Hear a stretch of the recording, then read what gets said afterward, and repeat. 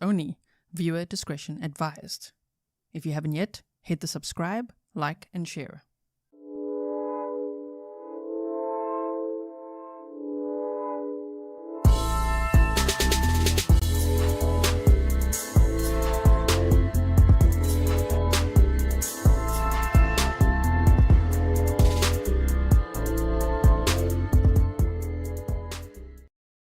Well, hello everyone, and welcome back to another live trial day with me, Grizzly K. This is Grizzly True Crime.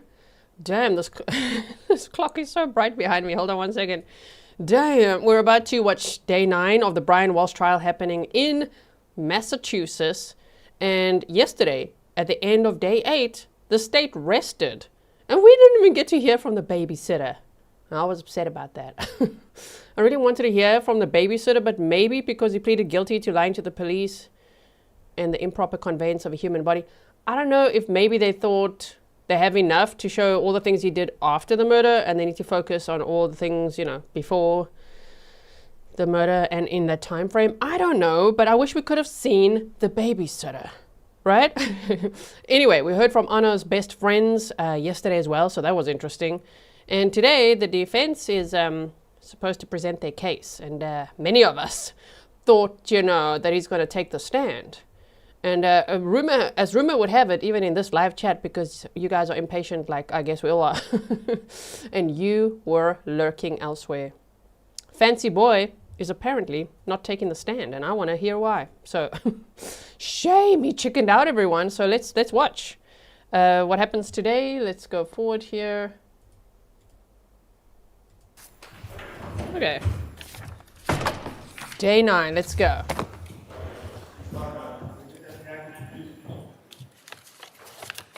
You want?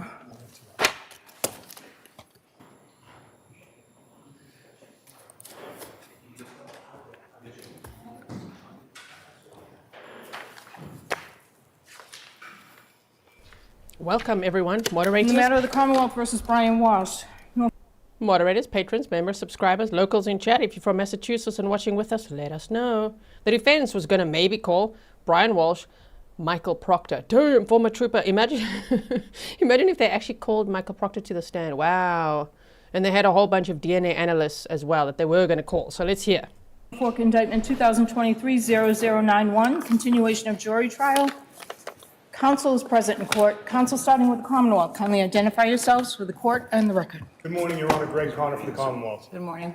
Good morning, Your Honor. Ann Yass for the Commonwealth. Good morning, Your Honor. Tracy Cusick for the Commonwealth. Good morning, Your Honor. Good morning, everyone. Kelly Porges on behalf of Mr. Walshe. Good morning, Your Honor. Larry Tipton.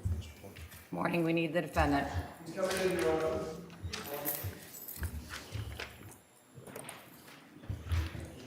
Yeah, where's the defendant? Where's Fancy Boy?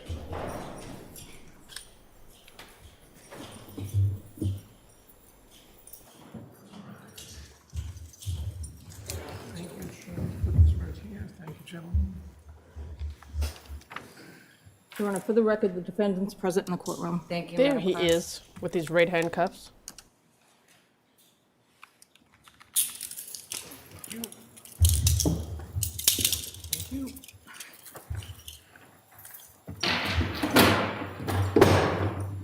All right. At the close of yesterday's day, the defense raised with me what I have listed as 5 separate issues that it wanted to alert the court to with regard to the expected testimony of Mr. Walshe today.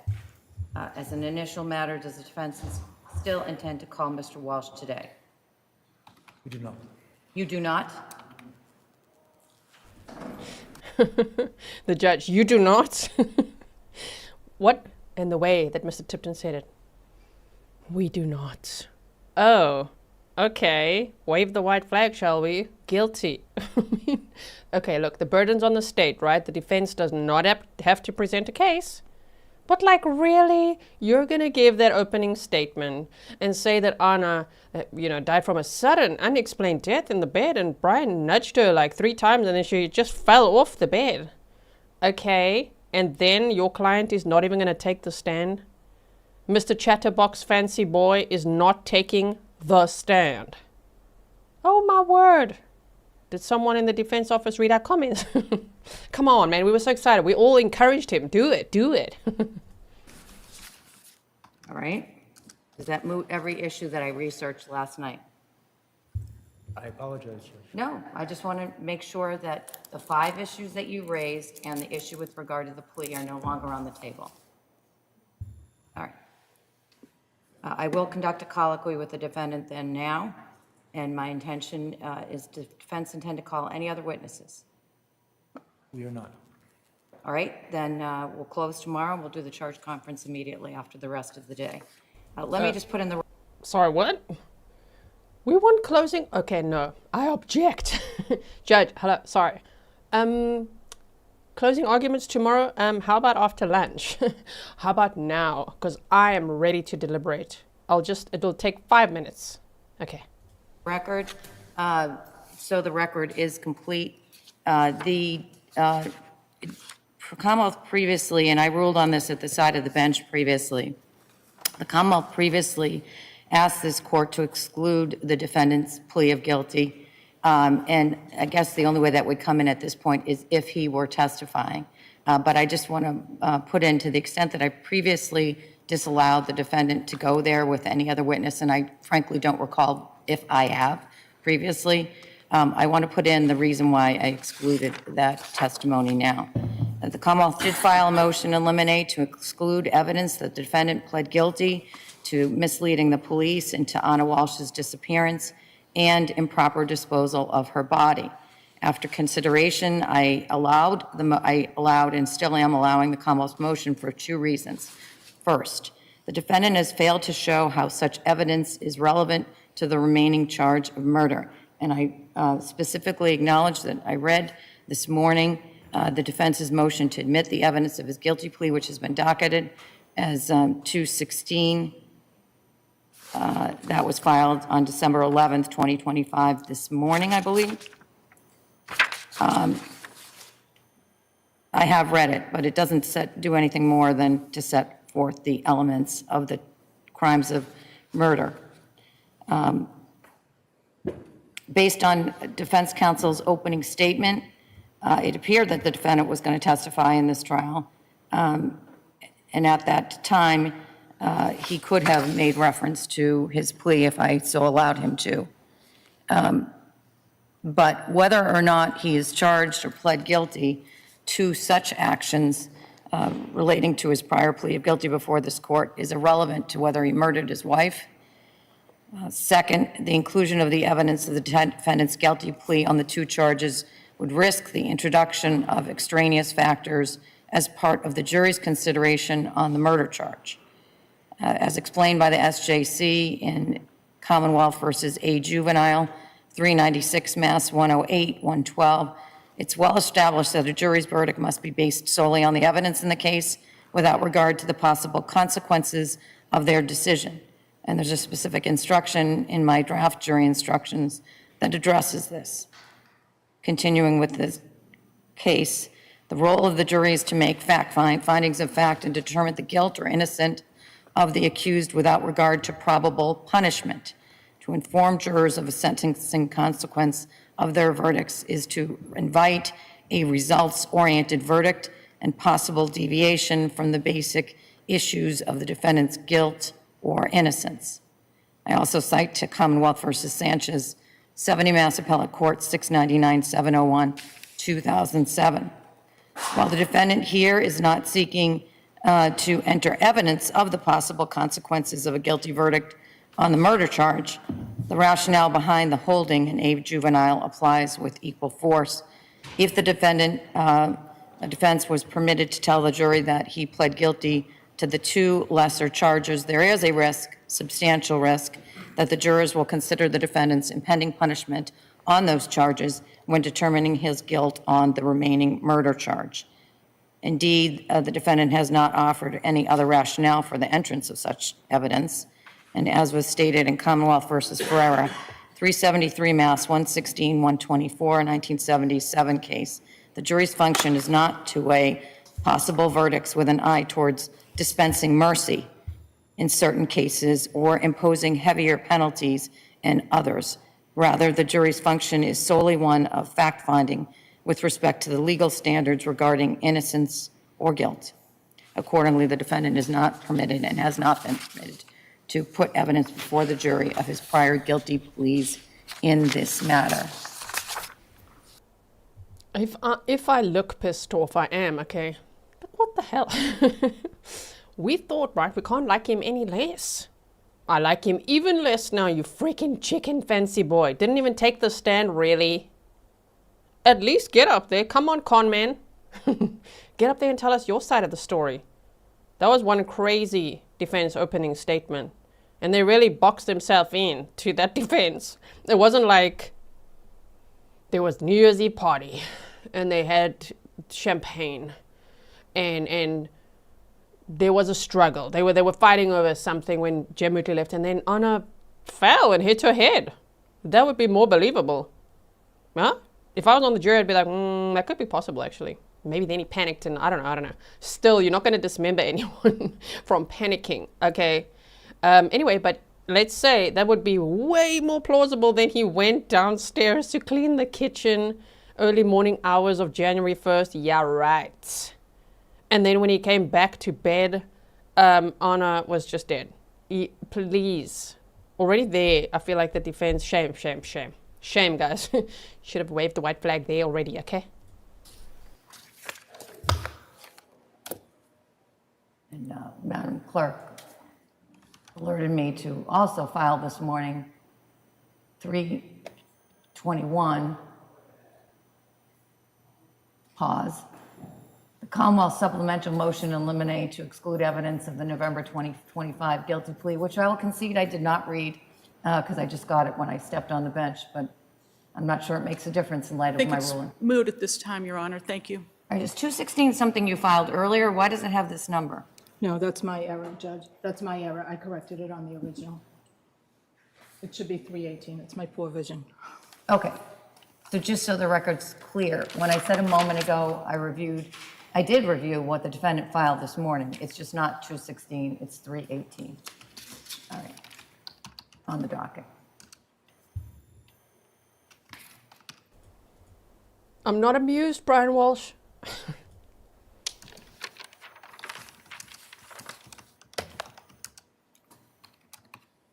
All right, I see that I have two other pleadings up here, which I will address in brief.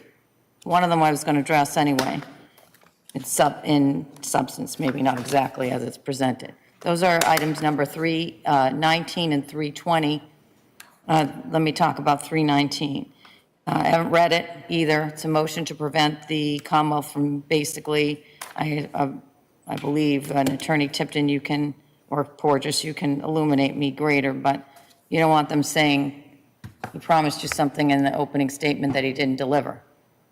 That's right, and after consulting with the Commonwealth this morning, they have no intention, they told us they have no intention of doing that. So I have already pulled out some case law on this and where the boundaries are, and I was going to give it to you in the charge conference anyway to make sure that you were aware where the boundaries are. The SJC has spoken on this issue of what's permissible and what isn't. The Commonwealth is allowed to get into it a little bit. I will alert you to those cases, and that's where I intend to draw the line as to what's permissible. I probably have them on my bench right now, but I couldn't tell you where they are. But when we get to the charge conference, I'll give those to you so you both have the benefit of my research on that issue. The other motion, 320, is I expect the defense will renew after I bring in the jury, ask you if you're going to present any evidence, and you will rest. And I'll hear you at the side of the bench with regard to that. Mm-hmm. So now, I do want to conduct the colloquy with the defendant at this point. Yes, let's hear him chicken out. Hold on a second, because I'm not sure I have my colloquy with me on the bench, despite the fact that I have quite a few binders here. I think the one I need is in my office, so stay tuned. Nobody move. Stay tuned. Nobody move. Ah, I see people moving. Excuse me. So that's from the court feed, okay?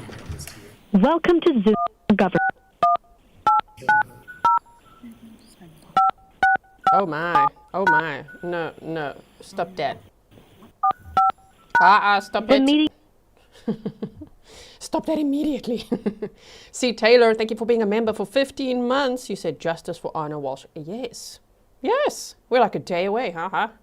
Tomorrow we'll be closing arguments on day 10 of the trial. And then the jury will deliberate. Okay, so by lunchtime we'll have a verdict or what? In my opinion, it'll be quite swift. Huh? Yeah. I think by 2 p.m. Eastern tomorrow we got a verdict. What do you think?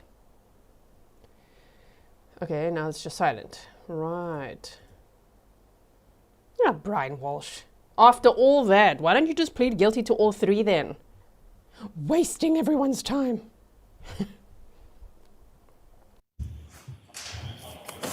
You see the court of session.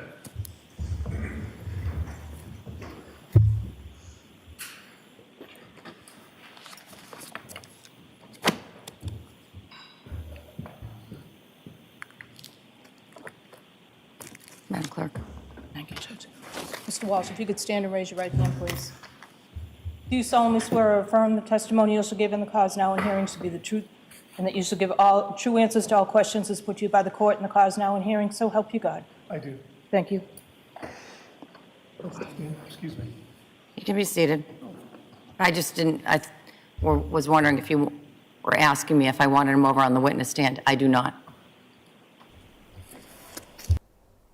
Okay. I apologize. I'm snarky today, okay, because of Brian Walsh. So I'm not taking it out on you and Norma, but you like, a defendant never has to. I know, but we want him to.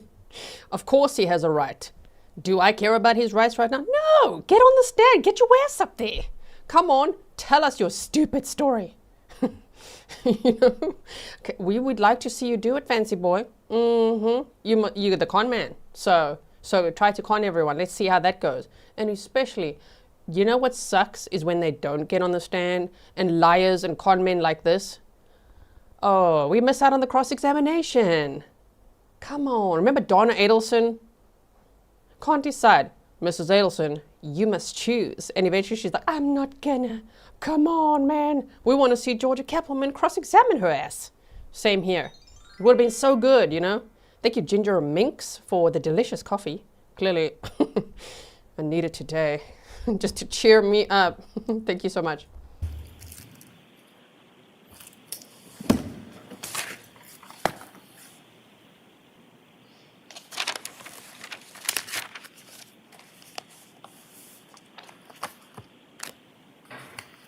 Mr. Walsh, one important decision that all defendants in every criminal trial need to make is whether or not they're going to testify in a particular case.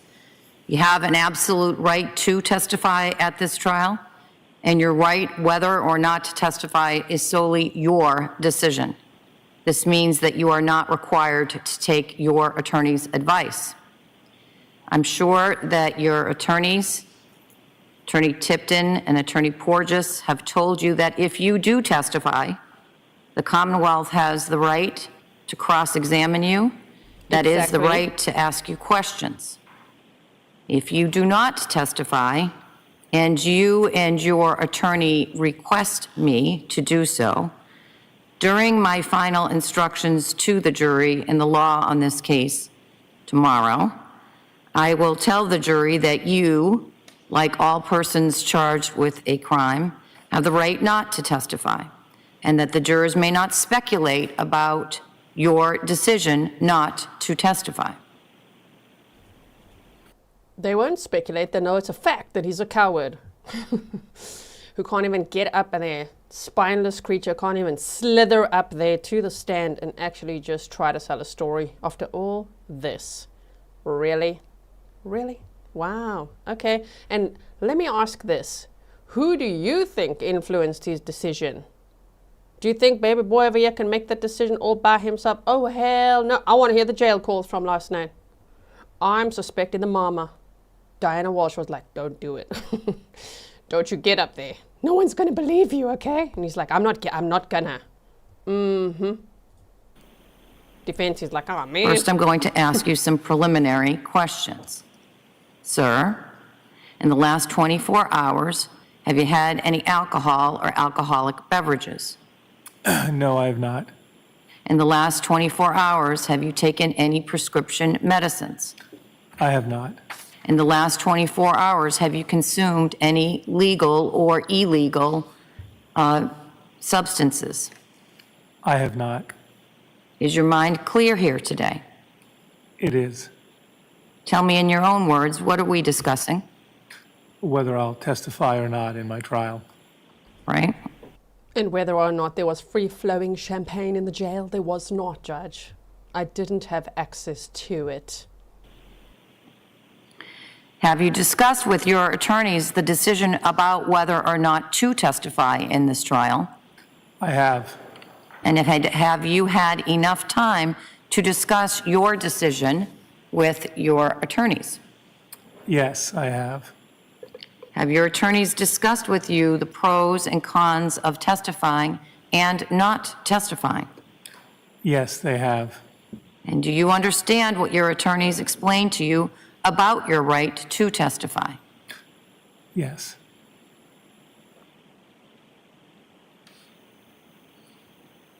Has anyone threatened you or promised you anything to get you to give up your right to testify on your own behalf? No.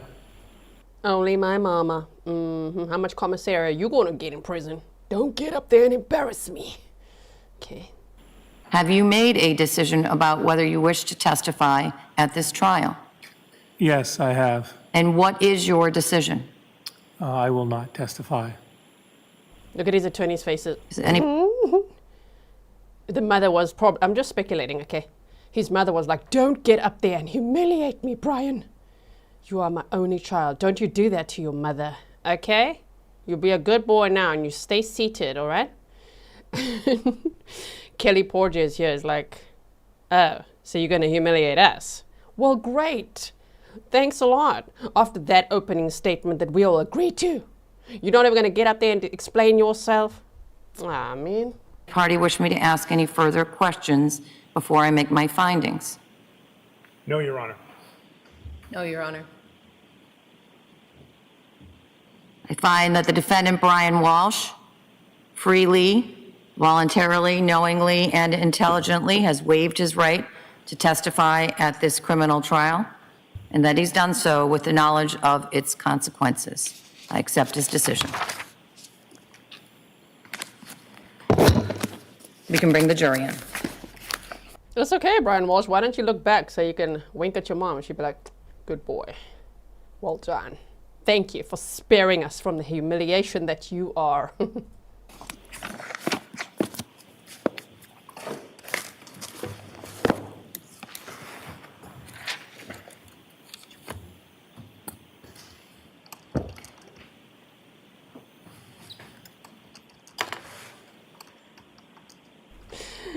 Mr. Tipton is also defense attorney Tipton. He's sunk into his chair today. He is soft-spoken, okay? He has no words for this behavior.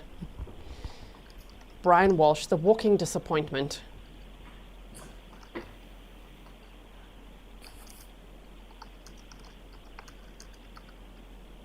Okay, we're waiting for what? The jury? Okay, wait.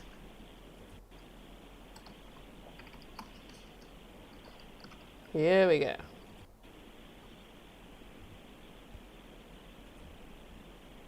Thank you all for being here, watching this trial with me. It's infuriating, isn't it? All rise. Jurors entering.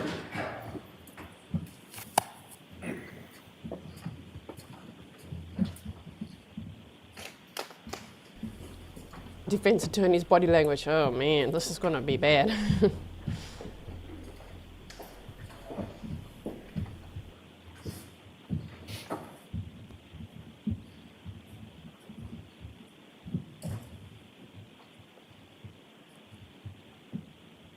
Hear ye, hear ye, hear ye. All persons have any to do with the Honorable Diane Fernandez, Justice of the Norfolk Superior Court. For your attention, you may be heard. Folks, we have a call from Massachusetts in this honorable court. Please be seated. Please turn off your cell phones. Don't worry about those notebooks being open because the defense, they got Morning, nothing. Jurors, we'll start today with the 4 questions. Jurors, were you able to comply with my order that you not speak to anyone about this case? Yes. Yes. Were you able to comply with my order that you not do any research about the case? Yes. Able to comply with my order that you not go on any social media or access any news media? Yes. And you still all have open minds? Yes.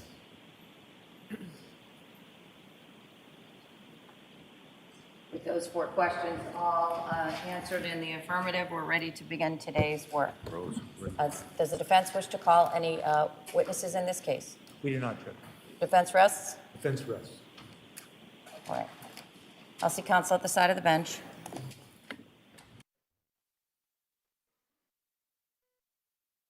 Everybody, let me hear you. Roll your eyes. Eye roll. It's got to be such an eye roll I can hear it. All the way in Switzerland, okay? Are you impressed with yourself, Brian Walsh? No, you don't have to, but you should have. Also, why don't they have any witnesses, Put Michael Proctor on the stand. Put somebody on the stand, right? They don't have to, but it would be great. I always wonder what the jury thinks if the defense, the burden's not on them. They don't have to present a case, but like, and yes, less is more, but not nothing. Less, not nothing, okay? And in this case, with that opening statement the defense gave, please, you're going to have to put on a witness or 2.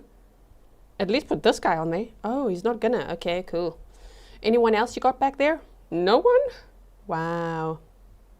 Put Diana Walshe on the stand. How about that? I would like to see that. Yeah. Hey, Brian, can you convince your mother to get up there? Okay, let's go forward.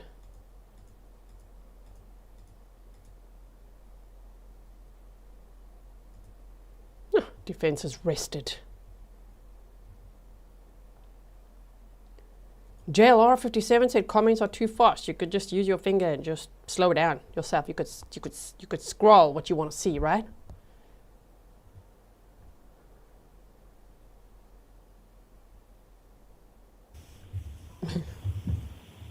So jurors, I think I've referred to the trial as, I sort of see it as different chapters of the book. And another chapter of the book has just closed. And that is that all the evidence in the case has now been presented to you.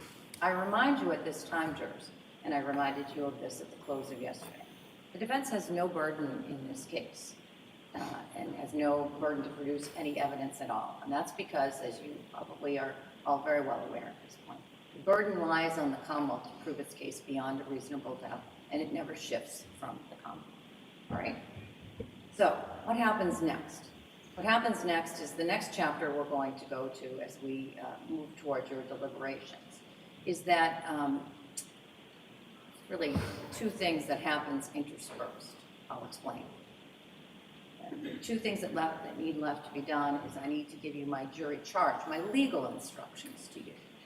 And then you need to hear the closing arguments of counsel, right? So the way that happens is I will give you, when we next reconvene, which is going to be tomorrow morning, and I'll tell you why in a minute.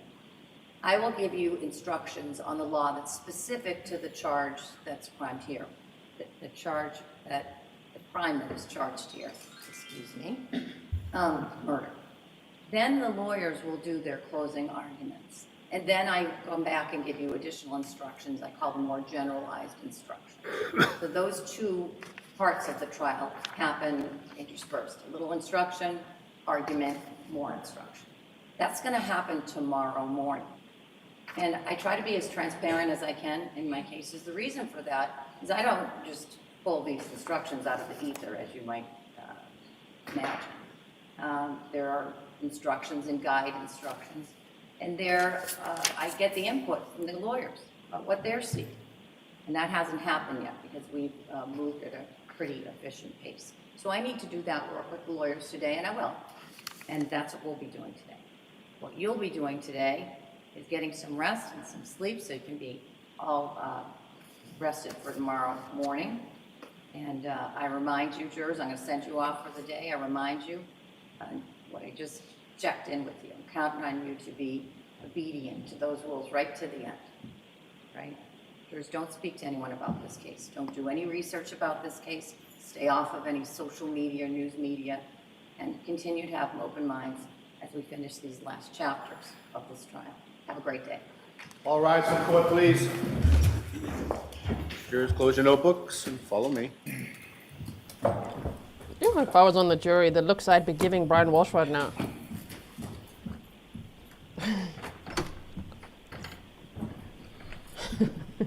Okay, and then the looks I'd be giving the other jurors. See you tomorrow.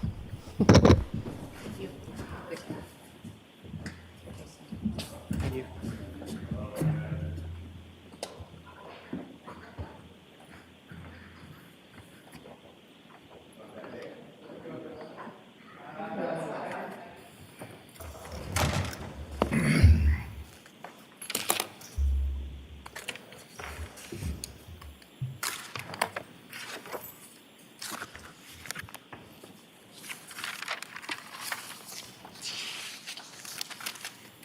Couple of housekeeping things.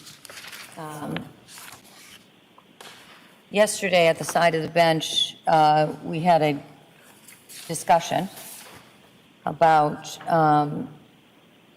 during Mr. Mootlu's testimony, in which I asked that a certain document be marked as, I think it was M or N for identification. Madam Clerk, which was it? N, I believe, the hammer? No, Oh, the other one was N, Your Honor. N for identification. Has that been done? This is a question to the defense. On cross, Page 53 of that I transcript. want that Your whole Honor. document to be marked for identification. Has that been done? Okay, I'll get that to the court this morning.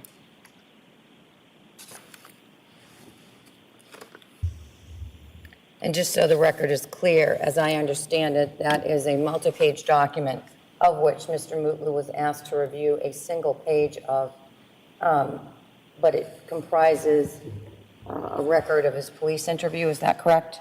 That's correct, Your Honor.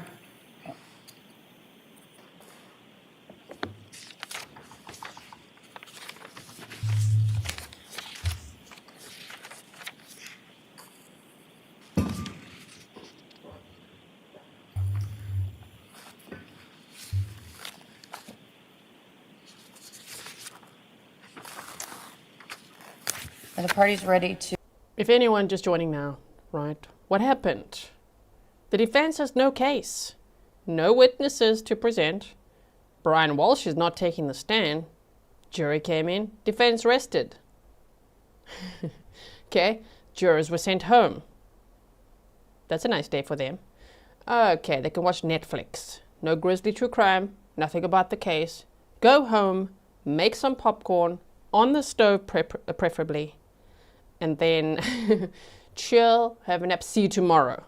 Tomorrow, closing arguments, first jury instructions, closing arguments, and then verdict watch. Or shall I say, verdict swiftly, I would imagine.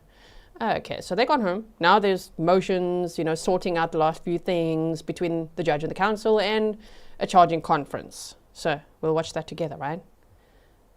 Wish we were watching Brian Walshe on the stand, but okay, we'll take it. To do the charge conference, recognizing that I haven't given you a draft yet because of the way things played out. I did stay last night and draft the jury instructions with the benefit of two things so far that I'd considered, or at least three things. One was what I had marked for identification the other day, which is the first 2 pages of the model homicide instructions. I'd asked each of the parties to mark up, so to speak, those 2 pages of the SJC's model instructions. And so you did at my request, and I have had the benefit of that information. I also received yesterday, Madam Clerk, if you could get me while I'm talking, the defendant's request for jury instructions concerning consciousness of guilt, emotional evidence, and bad acts. I had that. I considered that as I was drafting the draft instructions yesterday. and I'll talk to you about that. What I didn't do, and I sort of made a mental, because I ran out of steam, frankly, yesterday. I know that very early in the case, before the case started, that the Commonwealth had filed pleadings with regard to jury instructions, and I made a mental note to go back to those this morning, but I didn't, frankly, have a chance to do that since the day is unfolding a little differently than I expected at the end of yesterday. So I tell that to you so that you know that if there's something that you wrote in there that's still relevant now, it might still be, that I don't have that fresh in my mind anyway. All right? Yes, Your Honor. So, said more bluntly, if there's something in that I don't go over now that you want to persist with, just... Your Honor, there is actually, with respect to the consciousness of guilt instruction potentially, I don't know if it would make sense to take a brief break so that I could collect my notes on that topic. All right. I will take a brief break before we, and what I am going to intend is this. The draft instructions as I have them right now includes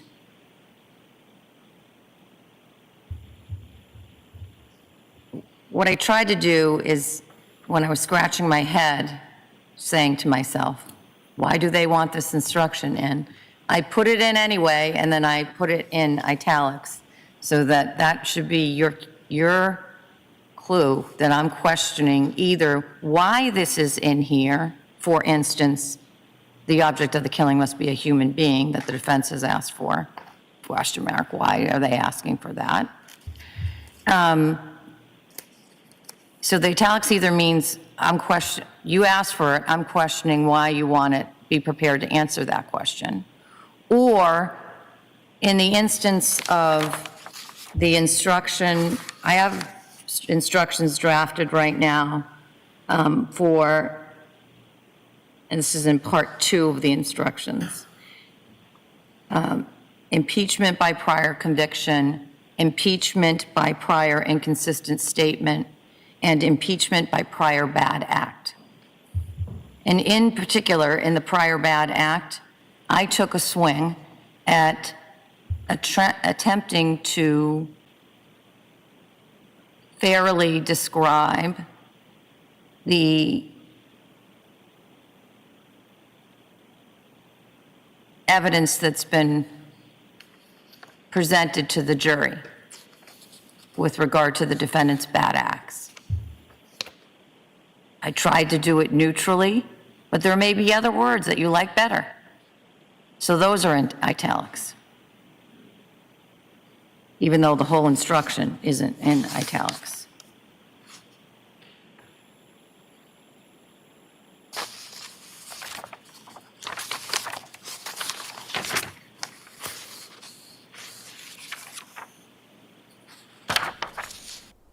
Stefan says an innocent person would have taken the stand and explained what happened. Exactly. Jan Gould, thank you for your $20 super sticker. Thank you for your support. Who's closing for the defense? I am. And who's closing for the Commonwealth? I am.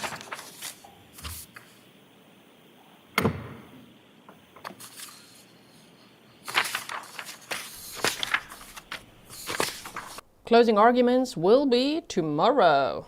Jury instructions, closing arguments, and then a verdict. Verdict watch, but like, you know, I don't know if it'll be long. Can you imagine if they actually don't get a verdict tomorrow and they have to go home on the weekend and come back on Monday? It's a possibility, right? Possibility. Thank you so much. Deb says you are definitely my favorite place to be on YouTube. I look forward to this every day with you. Thank you so much. I see a bunch of people asking me this. You say, why would the case be overturned on appeal, as I heard? So you heard a lawyer say somewhere on some other channel that maybe the case would be overturned? Lots of lawyers talk on lots of channels and they speculate lots of things based on what they're seeing happening, as we do. I'm not a lawyer. Why would it be? I don't think it will be. I think he's going down. I think he's going to be LWOPed, and I think we'll never hear from him again, especially not on this channel. Once he's sentenced and LWOPed, bye. Ta-ta now. Control-Alt-Delete. Justice for Anna Walshe. You know what I mean? So I don't know why. Go ask those lawyers why, right? I don't think it will be, but I'm not a lawyer, I say again. I think the state presented their case very well. I think this judge runs a very tight ship. I don't think there's room for appeal here. I think it was done really well and efficiently. I mean, last week, I think it was on Friday, they said that the state still will present their case for 2 full weeks. And we were like, 2 full weeks? And then still the defense, like to Christmas, damn. Oh, well, here we are just a few days later, right? Here we are on day 9 of the trial. State rested on day 8. Defense rested without presenting a case. Damn, it's like 2 weeks of the whole ass trial. Can you believe it? Robin, thank you so much for your sticker. Really, really appreciated. Jan Gould says LWAP. I like the sound of that. LWAP for Christmas. Early Christmas gift for Brian Walsh. Life without parole. How about that?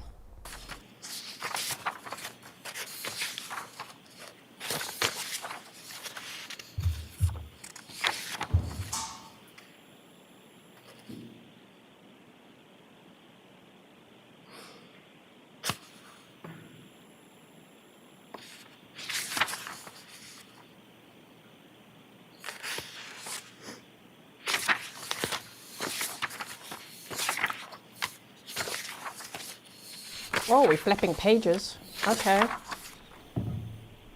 John Hinks' verdict tomorrow will be guilty. Well, I look forward to that. Friday. Good end to the week, huh?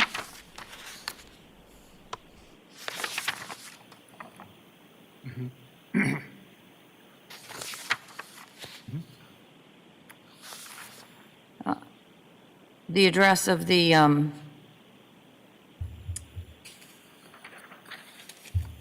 Refuse Center, 300 Forest Street, Peabody? Yes, Your Honor.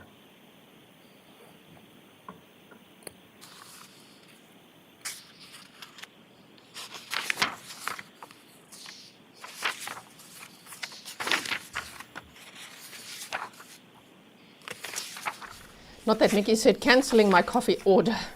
Was looking forward to snarking at Brian Walsh closings today. LWAP, I hope. Well, firstly, one always needs coffee, am I right? Don't cancel that order. Defense seeking. You have your coffee, not that Mickey. Okay, number 1. 2, we're going to need it for the charging conference. It's not usually the most interesting thing to watch, in my opinion, but some people love it, and we'll watch it together, okay? And I know it's important. It's an important part of the case, but like, yeah, usually many of us are like, okay, are we there yet? Jury instructions, yeah, closing arguments. It's to iron out all the creases for the jury instructions. So the jury instructions tomorrow when they come back will be nice, efficient, swift, let's go. Closing arguments, can't wait. And I will be going over some of my bullet points, my own personal closing arguments of why I think it's premeditated, okay? In today's live stream. There might be breaks today and things as well. We shall see. And I have a little presentation for you as well for later. Now seeking the instruction with regard to the defendant's right not to testify. Yes, Your Honor. I'll add it.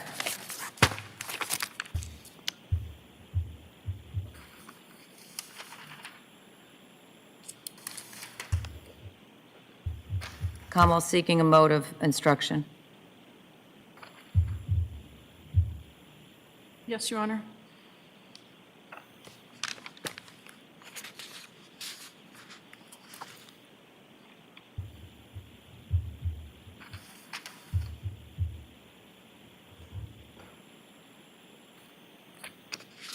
I see a lot of the clock here. Look at this. We shall see why they break it. For how Again, long, look for the what'll happen. highlighted language in the consciousness of guilt instruction and see if there's some other language you would prefer that adequately captures trial evidence.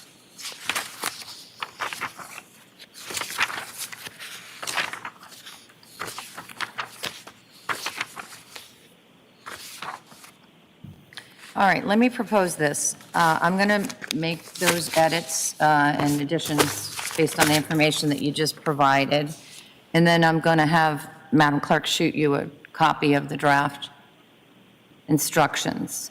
And I know you probably want to be spending your afternoons working on the closing arguments. So I think it would be reasonable, given what I think is relative to other cases, the instructions are pretty straightforward.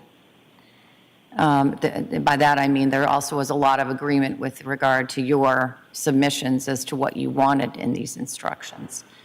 And so it's part of the second half of the instructions that, the special instructions. I will go back and look at what the Commonwealth submitted early on in the case. Should I presume that everything you wrote then you're still pursuing today? 88 Cusick. Yes, Your Honor. The Commonwealth was seeking a direct and circumstantial evidence instruction, a consciousness of guilt from the MCLE instructions, and an expert witness instruction. All of those instructions are presently in the charge, in the draft charge. So thank you, because that prevents me from trying to find out where it is. Yes, Your Honor. It's under general instructions at the back of the pleading, the preliminary request for jury instructions, and we just provided the name of the instruction from MCLE. All right. I don't know if I probably grabbed it. I'm not a huge consumer of the MCLE instructions. I usually use other sources, but you can see what I came up with, and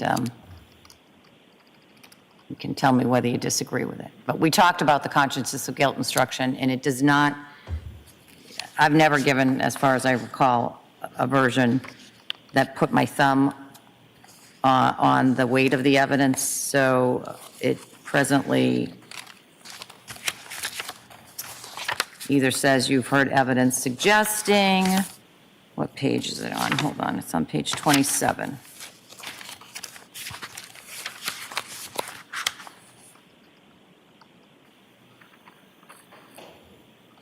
Yeah, it's some evidence suggesting. I've never, I don't think to my knowledge or recollection, I've never used anything that was stronger than that. Yes, Counsel. I just wanted to say, I hope you haven't spent any time on this. The object of the killing must be a human being. Oh dear. You mentioned that this morning, It was just not crossed out of your version, I don't believe. and it should have been. It's not an issue. I know. I said So, it should have been. so I don't just wanna take it, can I take it out? waste- Yes. Thank you. I didn't spend any time on that. There are other things I spent, like about 5 issues that were of interest to me. But I learned quite a bit researching those, so didn't have a chance to look at those issues recently, and it's always good to remind yourself of them. I'll take that object of the killing out. He does look defeated, hey? Look at him. And tired. He probably just got All tired. right, so let me get these. Oh my word, he probably just didn't have his nap. Didn't get your oatmeal this morning? I don't want to testify. Okay.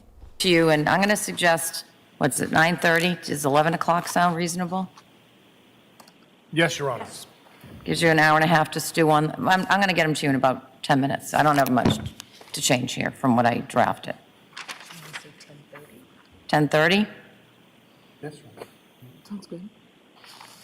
10:30 it is. That If you sounds need fair. 11, you let me know, but we'll say presumptively 10:30. Your Yes, Honor, could the please. Commonwealth also request the cases the court referenced about the extent the Commonwealth I'll can get you mention those. opening? I will get you those. There are parameters.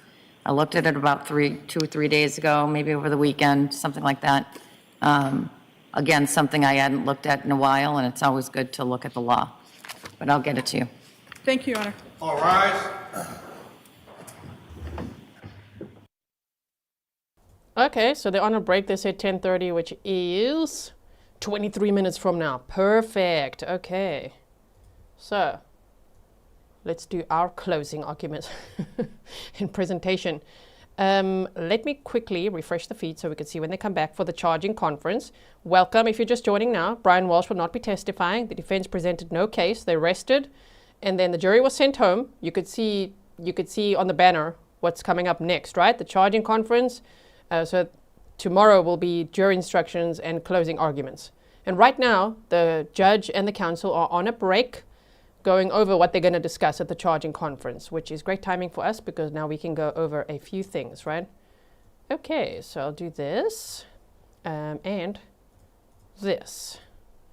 So, oh man, this banner is so big. Wait.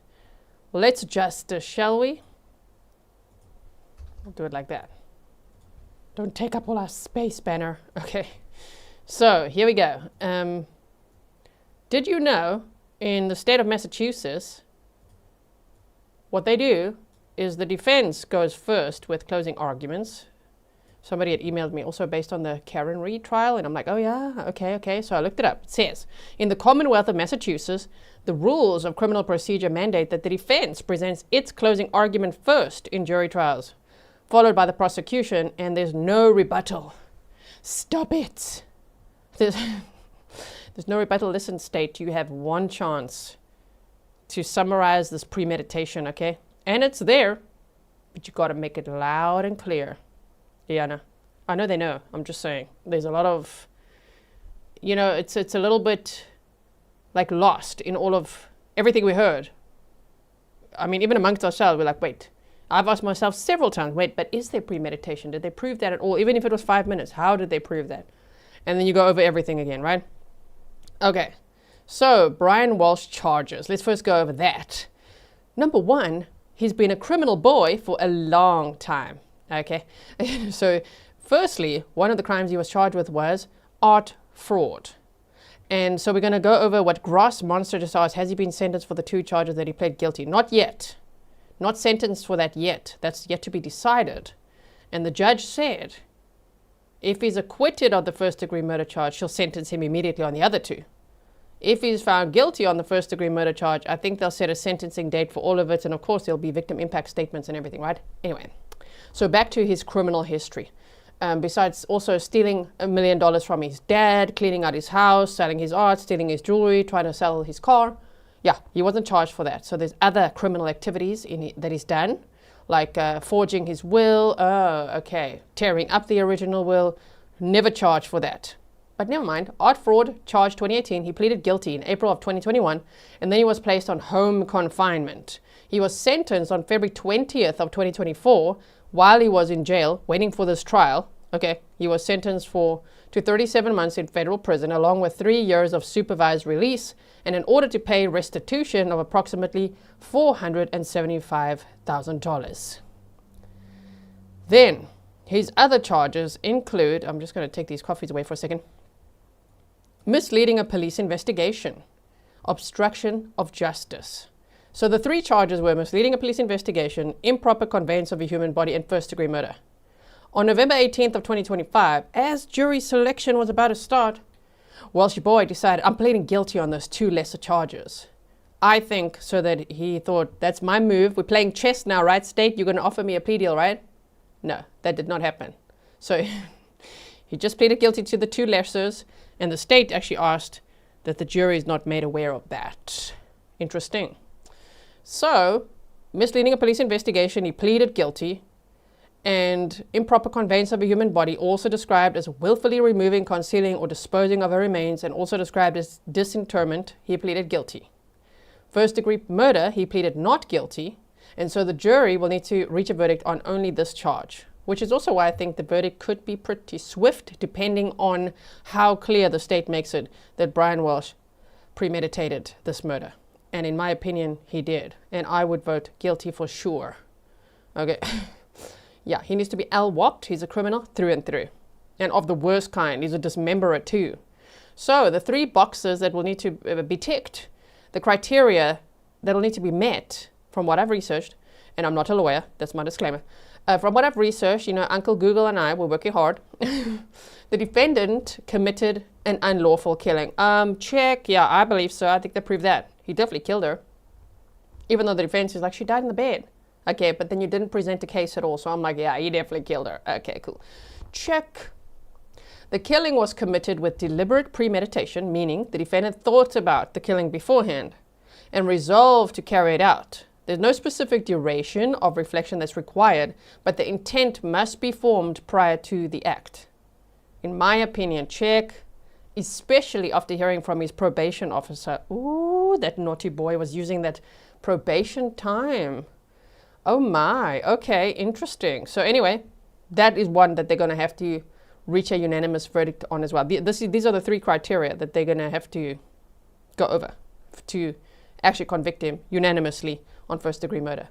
And the third one would be, and they're obviously going to iron this out now in the charging conference. This is just what the work Uncle Google and I did, okay? With a little bit of cousin Grok and a little bit of brother ChatGPT as well. All of this internet research as much as possible going in to try to figure out what is the criteria going to be so that we as an international mock jury can decide, what would you tick? I would tick defendant committed unlawful killing. It was committed with deliberate premeditation. Tick for me. The killing was committed with malice aforethought, which exists if the defendant intended to kill the victim, or the defendant intended to cause grievous bodily harm, or the defendant engaged in actions creating a plain and strong likelihood of death. The third prong of malice. Yeah, I think even like yesterday, who brought that up? Was it the state? With a broken Gucci necklace? They should say it like that in their closings. Hold on, I need a sip of water.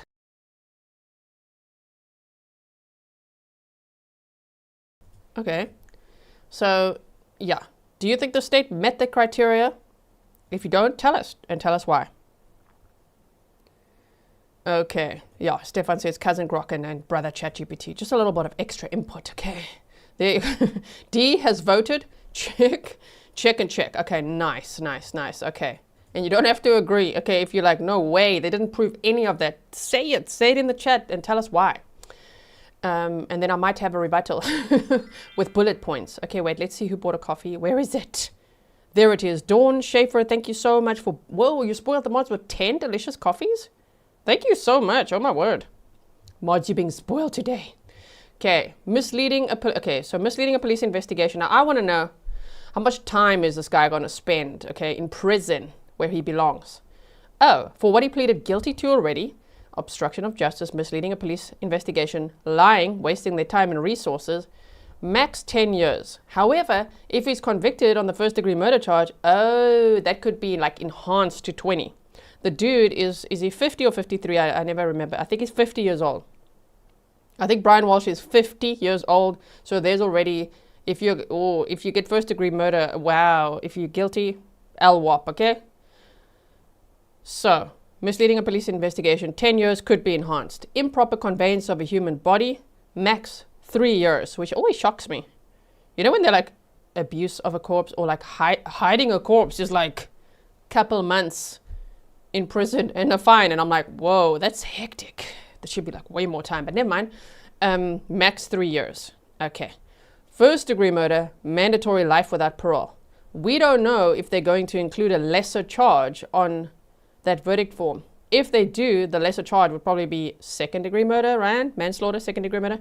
That would then be life with the possibility of parole, after serving a minimum of 15 years. So if it's not consecutive, if it's all concurrent, let's say, the minimum time that he would serve before being eligible for parole would be when he's, 65 years old. Actually, he'll get credit for the time served. At 63, then maybe he'll be eligible for parole, but I don't think so. Because this could be consecutive, and if he's found guilty on first-degree murder, he's never getting out. It's life without parole, okay? So, thank you so much, Dawn. Oh my word, you bought me 15 coffees? Damn, thank you so much. Okay, helping to empty out the snark tank. I'm feeling happier now. So snarky, oh my word, this Brian Walsh. Okay, so let's quickly, here we go. Next page, let's see what we got. What else do I have to show you here?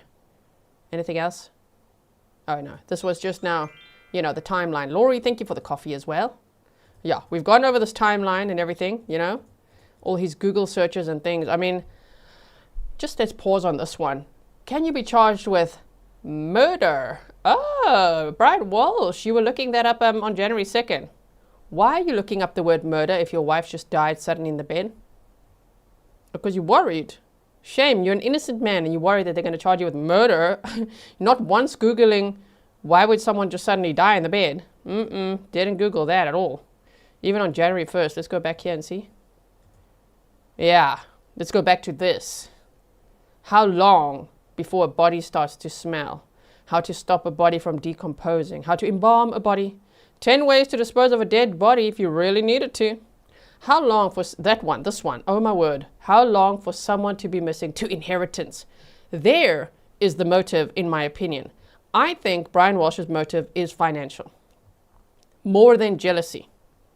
More than, oh my word, she's having an affair and she's going to leave me. I don't think he has a heart or a soul. He's thinking money. He's thinking, oh well, she's probably going to leave me. So let me get all the money. Damn, she just died suddenly in the bed. My goodness. So how long for someone to be missing to inheritance. He wants to inherit all those properties she had in her name. And I cannot believe the state did not present evidence of life insurance being taken out, as was reported widely in the media in the beginning, in the 2 years leading up to this. It was reported that Anna Walshe took out life insurance on December 20th of 2022. That would be like 11 days before she was murdered. For $2.2 million? Why didn't they, was that false information in the media or what? Or did Brian Walshe forge that and they don't want to bring that up? You know what I mean? Could be. Alex, thank you for being a member for 4 months. You like early gang. So, Cohasset dump, Hingham dump. Can you throw away body parts? What does formaldehyde do? How long does DNA last? Can identification be made on partial human remains?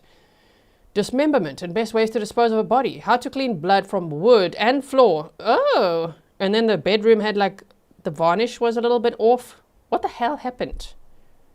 Where did the murder happen? Because I think it was murder that happened, okay? Not a sudden, unexplained death. What happened when you put body parts in ammonia? Is it better to throw away crime scene clothes or wash them? There you go. January 1st. Crime scene clothes. Why is it a crime scene, Brian Walshe? Why is it a crime scene? If your wife died suddenly in the bed, it's not a crime scene. Why are you going to throw away crime scene clothes? And you're dead. I speculate the robe was his. I re-listened again today to that robe and the slippers. I feel like the slippers were probably Anna's. They showed 2 pairs of slippers, but okay. I think he was in his robe and slippers when he committed murder, in my opinion. But who knows, right? Okay, anyway. So we've gone over that. Then let's look at some closing arguments. Shall we? Let's quickly look at this. Wait. That living room carpet, man, oh man. There's so much, actually. I'm trying to pick a screenshot to put on. Let's put Fancy Boy on the screen. Okay, Fancy Boy. Let's present some bullet points about your guilty ass, in my opinion. Yeah, Melissa says crime scene was his words, right? Okay, so remember when they were going over all the DNA evidence and people saying why they're doing this and like probably to prove that she is dead, right? Do you know what I mean? Like to find all of that. But I know that opening statements are not evidence, but the defense right off the bat was like, he lied to police. Okay. All right. You brought that up, defense, but also the defense admitted that Anna Walshe is dead. Their theory is just that she died suddenly in the bed, and Brian was thinking, what about the boys? What are people going to think? Got to get rid of the body. And not just bury her in the backyard and plant some flowers. No, I'm going to dismember her. Oh my word, no one's going to think of that. Stefan says, that actually is a Versace tie. Is it a real one? Is it real? Oh my word, Fancy Boy. Okay. And the defense also said Brian Walshe is not a jealous guy. And yesterday, when they had the cross-examination of Jem Mutlu, I was like, defense, are you trying to help the state? Are you trying to prove that Brian Walshe was guilty? Because his mom was like, ooh, Jem and Anna are holding hands. Okay. And like trying to imply that Anna said that she had a crush on Jem. And I'm like, okay. I think what they're actually trying to do is prove that he's not a jealous guy. Because that's what they said in opening statements. I don't think everyone received it that way. I certainly didn't. I was like, what are they trying to do? But anyway, oh, he's not a jealous guy. The word would be greedy. He wants their money, in my opinion, whoever it is, right? Miss Dayplanner said, send PayPal. Sorry, it was late. Oh, thank you so much. Tamara, thank you for the 10 delicious coffees. I did get a PayPal. I did see it, Miss Dayplanner. I still got to go reply. Okay, so that's not my main bullet points yet. Are you ready? Buckle up, everyone. Here we go. Okay, so when, thank you, Deborah McGee, when Jem Mutlu was on the stand, he said that when Brian texted him on January 2nd and said, oh, I found my phone, because remember he misplaced his phone. Right. Okay, he misplaced his phone and drove around with his eldest son's phone. His eldest son was only 6 years old, okay? on January 1st and the very first trip on January 2nd. After that, he used his own phone because then he found it, even though he's got only Apple products in the house, and could just say, find my iPhone. But never mind, he misplaced his Apple phone. Sure. Sure, Brian Walsh. Believes no one ever. Okay, Steve Jobs is also looking at you from the grave, just going, what? Anyway, so he said to Jem Mootley, when he told Jem Mootley, have you heard from Anna? This was now then on January 4th. No, why? What do you mean? Well, I don't know. She had a work emergency on January 1st. And Jem was like, that doesn't make any sense. Like just a few hours after I left, that doesn't make any sense. What do you mean? Was there an argument or something? Brian Walsh said, did it look like we were arguing? That's my first bullet point. Did it look like we were arguing? Oh, you were wearing a mask. You've told on yourself. You self-snitched. Number 2, he misplaced his phone. And you know why I think it's premeditated? Because he told Jem Mootley about it on December 31st of 2022 at the New Year's Eve party, where it was only Jem, Anna, and Brian, and said, hey, Jem, I misplaced my phone. And you know what? It's just so refreshing not to have it. Just so liberating. Is it now? Premeditated, fancy boy. Misplaced his phone. Oh, and it was found under your son's pillow, but yet it was plugged in. It had a power source connected on January 1st, and somebody unlocked it multiple times on January 1st. Okay, but you misplaced it, and you had to tell Jem about it. I say alibi talk. Oh, you're talking alibi. Why?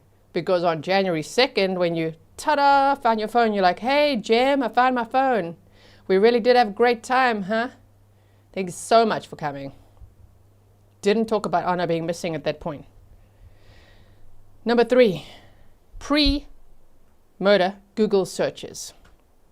And in brackets I wrote, divorce, fast dial, emergencies, which means, oh, what's the best state for a man to get a divorce? Okay, premeditated, you were looking into that. Why were you doing that? Because your defense claims you were so in love and you just crawled into bed and your wife was dead. You looked up best state to divorce for a man.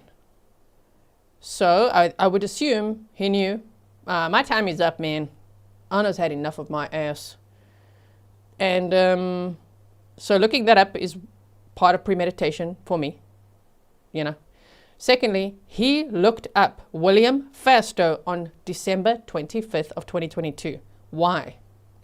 So he gives Anna a call. She misses the call because she's driving home, and then, or ignores him because he's annoying.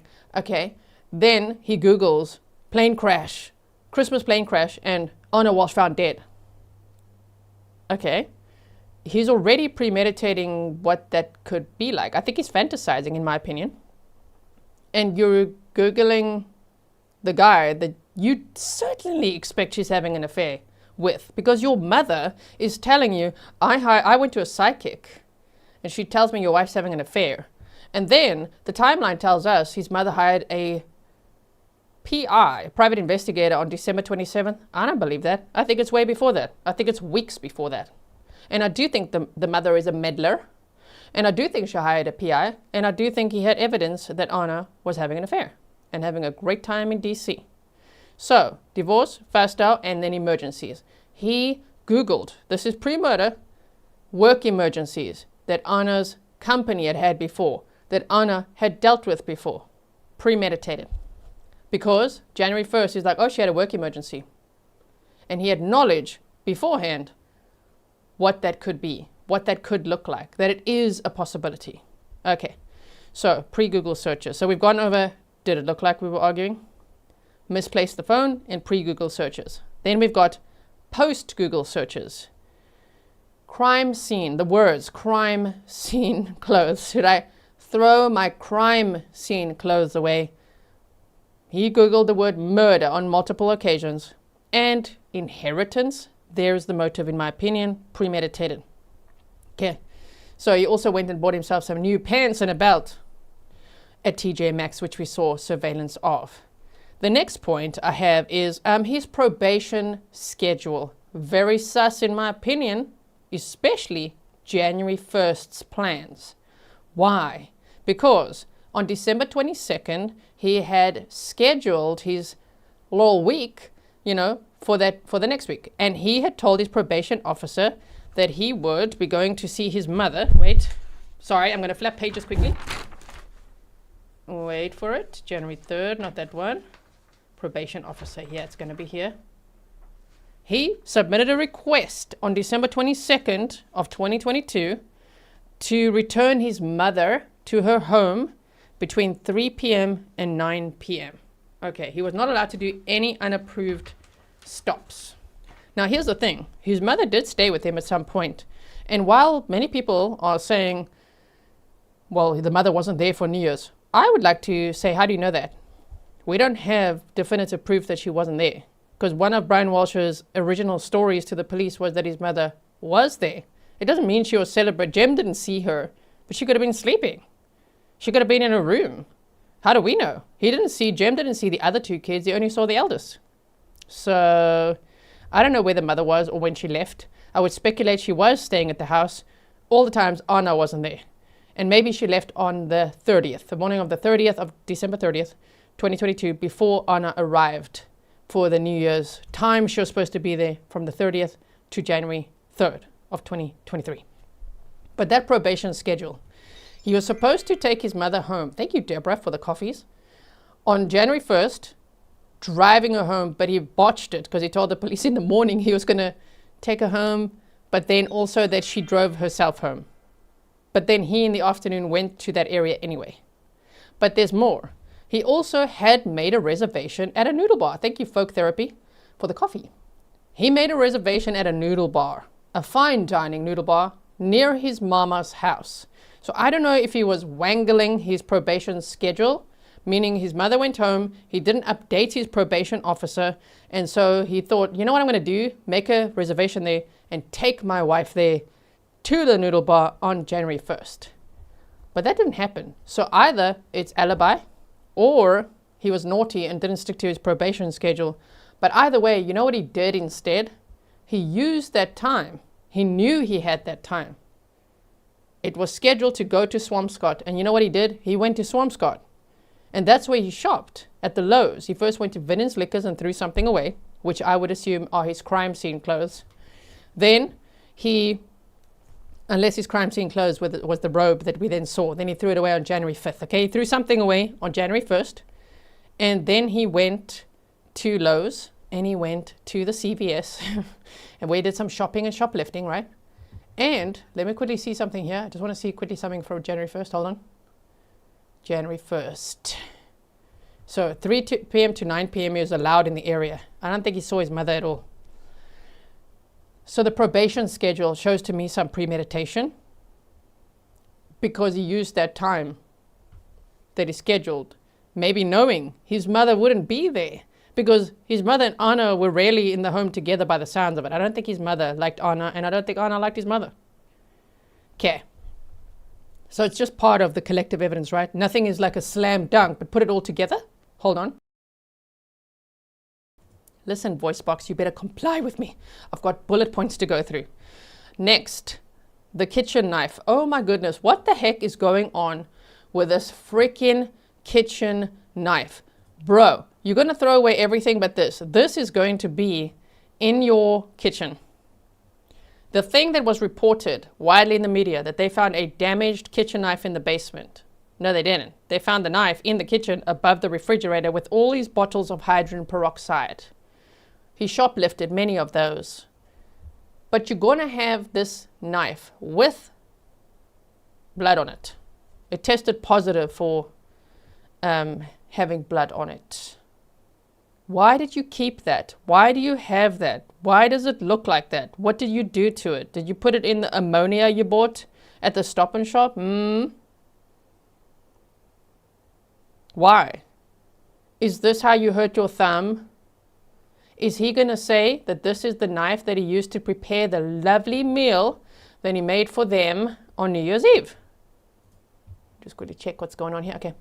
Huh? Did he keep the knife because it was sentimental to him? Maybe someone gave it to him. Maybe he stole it from a friend in the past. Maybe it had value.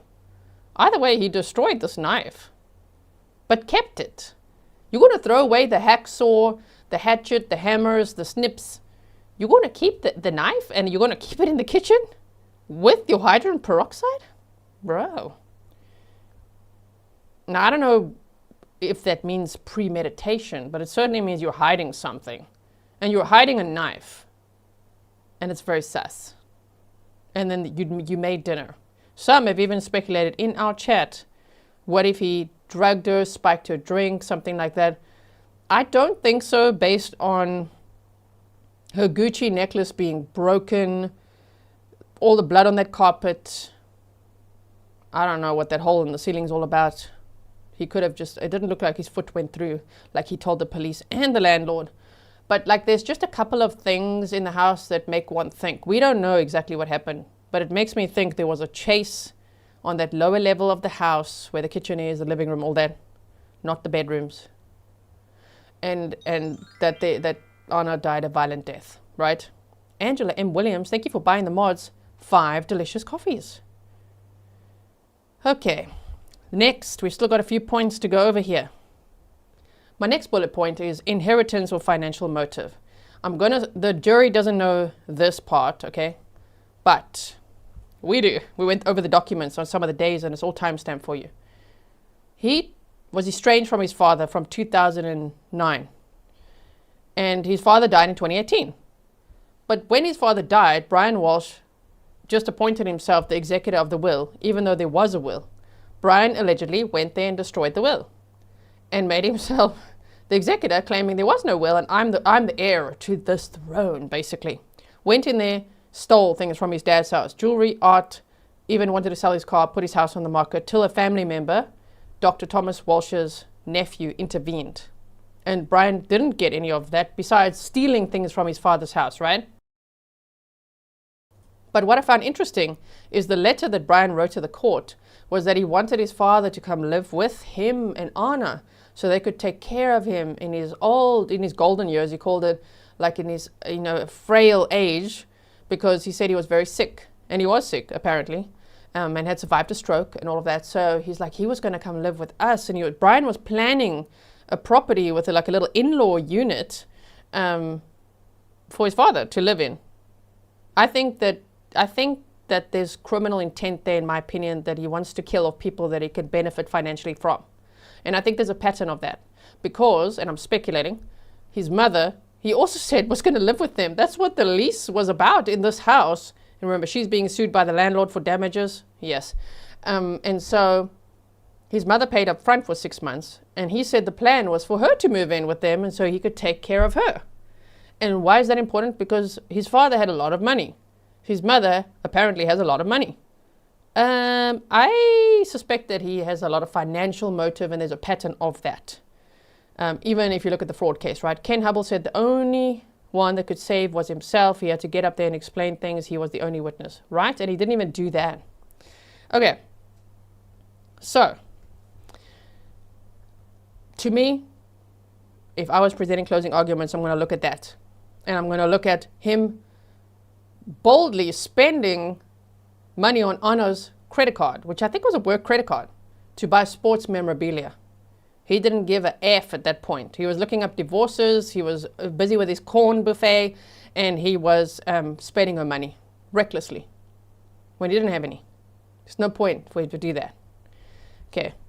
I also think that one of my other points was that maybe he thought he's going to lose his, maybe he's going to go to jail. That was looming over him because one of his probation conditions was that he was the primary caregiver of the kids. So Anna had reached the end of that. She got sick of him. That's what Alyssa Kirby, her friend, said, that she was just like really done with this, thinking, can't he just take accountability? Can't he just take the jail time? Just go to freaking jail and finish this instead of delaying everything and being on home confinement, and one of those rules, incorporating the condition that you're a primary caregiver. Anna wanted the children with her in DC. And what was interesting is that she bought toys and things for them in DC, but then returned them. I speculate he called her and said, what the hell are you doing? Why are you buying toys for them over there? All of that. So I think that he knew, this is at risk. It'll go, part of the premeditation for me is financial motive. And that he knew, oh my goodness, if she's going to succeed at taking the kids to DC, I'm going to jail. Because he would. and he couldn't leave the state because of his probation conditions. So this is part of it for me, right? I've already spoken about the noodle bar, but the thing is, Brian Walsh asked the babysitter on December 31st, I believe it was, the day before is how they worded it, so the day before January 1st. He pre-arranged the babysitter to come to the home on January 1st. Remember, you're supposed to go take his mother home. Okay, but he lied to the babysitter, and do you see what I mean? There's the babysitter and the probation schedule. There's a lot to work with to premeditate there. And he ended up not going to the noodle bar and doing shady shopping and a bit of shoplifting. And so he told the babysitter she had a work emergency. Next, Anna's words to friends that she said, Brian Walsh had said the whole time, incessantly, do you love me? Do you love me? Do you love me? How much do you love me? Do you still love me? Do you love me? But he never said that he loves her. She's like, he doesn't say it to me, but he wants to know the whole time, do you love me? Do you love me? Do you love me?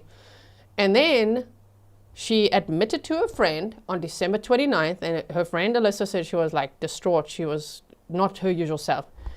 That Anna Walsh said, I told him, no, not as much anymore, based on everything. Oh, that was a mic drop moment for me.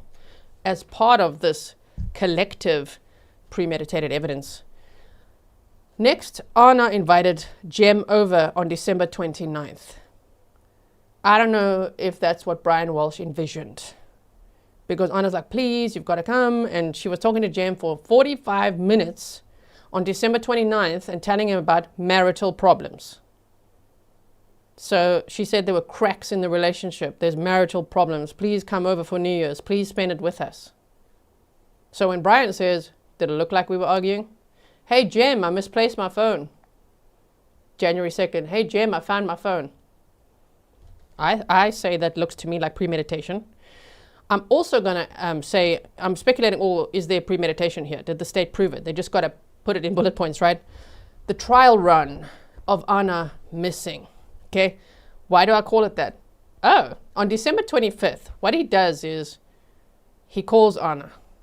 They already spoke. She says they spoke that day, but he calls her. She misses the call, and immediately he Googles, plane crashes, Anna Walsh found dead. Interesting to see if there's any Google results. Okay, why would there be?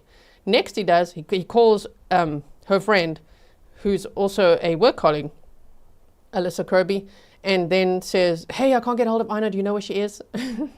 And Anna was not happy about that. Like, why are you doing that? Why are you bothering people on Christmas Day? Why are you making like, oh my word, I'm missing, you can't get hold of me, when we just spoke and I'm driving home because the flight was cancelled due to a snowstorm.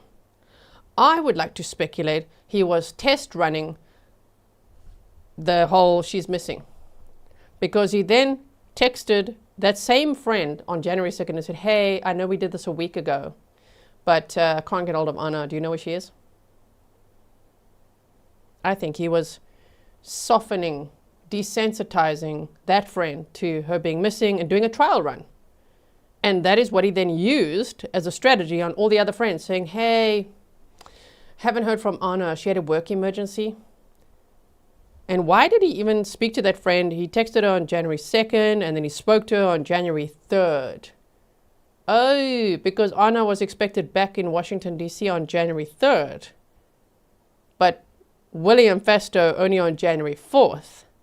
And it's interesting that he contacted Alyssa Kirby on January 3rd, doing what he just practiced the week before. And so the next day, meaning he knows William Fastow's schedule too, him and Anna's plans, all of that, okay? Because then you're contacting William Fastow on January 4th and Anna's work colleagues. Interesting. The other thing I didn't write here, which just came to mind, is him checking Anna's Chase accounts. Why?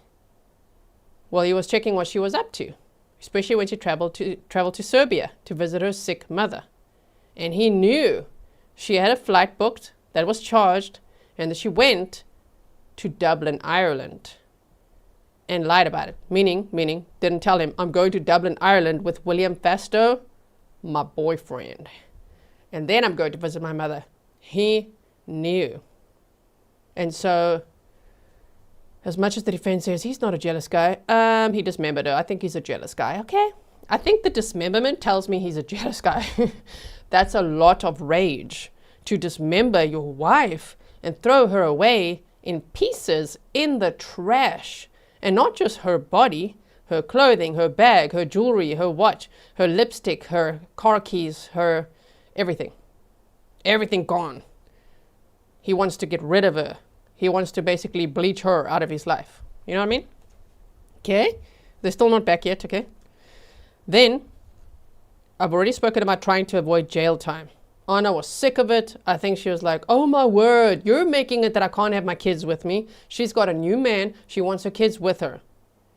So even though it's been said that her plan was like, no, we're going to be together. Even according to Alyssa, Brian's going to not have to go to jail. He's going to come and move to DC as well. And the kids will be there. And no one said they're going to be happily ever after. Especially because Brian Walsh is like, my mother's going to move there too. Oh, wow. With Brian Walsh, it's buy one, get one free. Hey, you and your mother now have to move to DC. Anna's like, oh my word. Whatever it takes, bro. Just move here. And then I'm going to divorce your ass, I would think it would be. And I would speculate that that night, Anna, especially having Jem there, being like, everybody's being polite. When Jem left, did she get changed? Did she actually say, I'm going to go. Bye. I do have a work emergency. Is that when he snapped? I think it's possible. Because of the clothing that they found, that he said she was last seen wearing. And where's her New Year's Eve clothing? Where's any of her stuff? We saw his bedroom. It only had his clothing in it. And that was apparently their bedroom at some point. Where did she sleep? Because that just looked like his room. And there's 3 kids. I think it's a 4-bedroom house. And now, interestingly, the eldest child, I speculate, was coached by Brian and his mother because of what the eldest child told the police. That he saw his mother lying on the couch, wearing pajamas with pink hearts on it. Then she went upstairs, changed into normal clothes, and then later he saw her with a duffel bag leaving and getting in a taxi. That didn't happen. So, where are those pajamas? Where's the other items? Maybe they got them. We just didn't see them. There was no evidence of that. Anyway, we're almost done. Could lose the kids, question mark. Do I think that he really, really cared so much about the kids? I don't know. But do I think that he prioritized that his mother really cared about the kids and wanted to have her grandkids close by? Yes. Because she was going to move to DC as well. Gave me a little bit of Donna Adelson vibes, hey? And then lastly, I think Brian Walsh did premeditated trial runs. I think he threatened Anna by saying, hey, and after the Ireland trip, I would say, my mom, she went to go see a psychic, and she said, you're having an affair. It's crazy, right? And he said, Anna was like, yeah, that's crazy. I'm not, why? What? What did your mom do? That meant he's telling her, I am onto you. And are you going to tell me? Going to fess up? Or are you going to lie to me? And him being such a huge liar, thank you, someone, for the 3 delicious coffees. I wonder if he was allergic to other people lying. He's like, how dare you lie to me? I'm the liar and the con man and the fraudster in this house. I'm the token con man. Don't you con me now. Don't lie to me. You know, he's the one pointing the finger with 9 pointing back at him. Okay, so I think he was confronting her, and she, knowing that he's probably dangerous, was like, no, what do you mean? Because she also said to her friend that she's got a crush on William, but didn't say it's a full-blown affair, right? But it was. Okay. And so then later, he's a little like, that's crazy, right? My mom went to a psychic and she said you're having an affair. But then he goes further and he asks his mom to hire a PI. Okay. I think that's all premeditation in my opinion. That is the end of my closing arguments, and I, jury, international jury, ask you that you will find him guilty on all counts and that he will be sentenced, judge, please, to life without parole, the maximum possible before Christmas. Thank you so much. Okay, now I do want to show you, wait, which one am I going to show you? Let's show you this one. because I've referenced this a few times now, and I haven't shown you any proof of it. So this was from a hearing from May 19th of 2025, okay? Now, is this the point? Let's go back a few minutes here. Okay.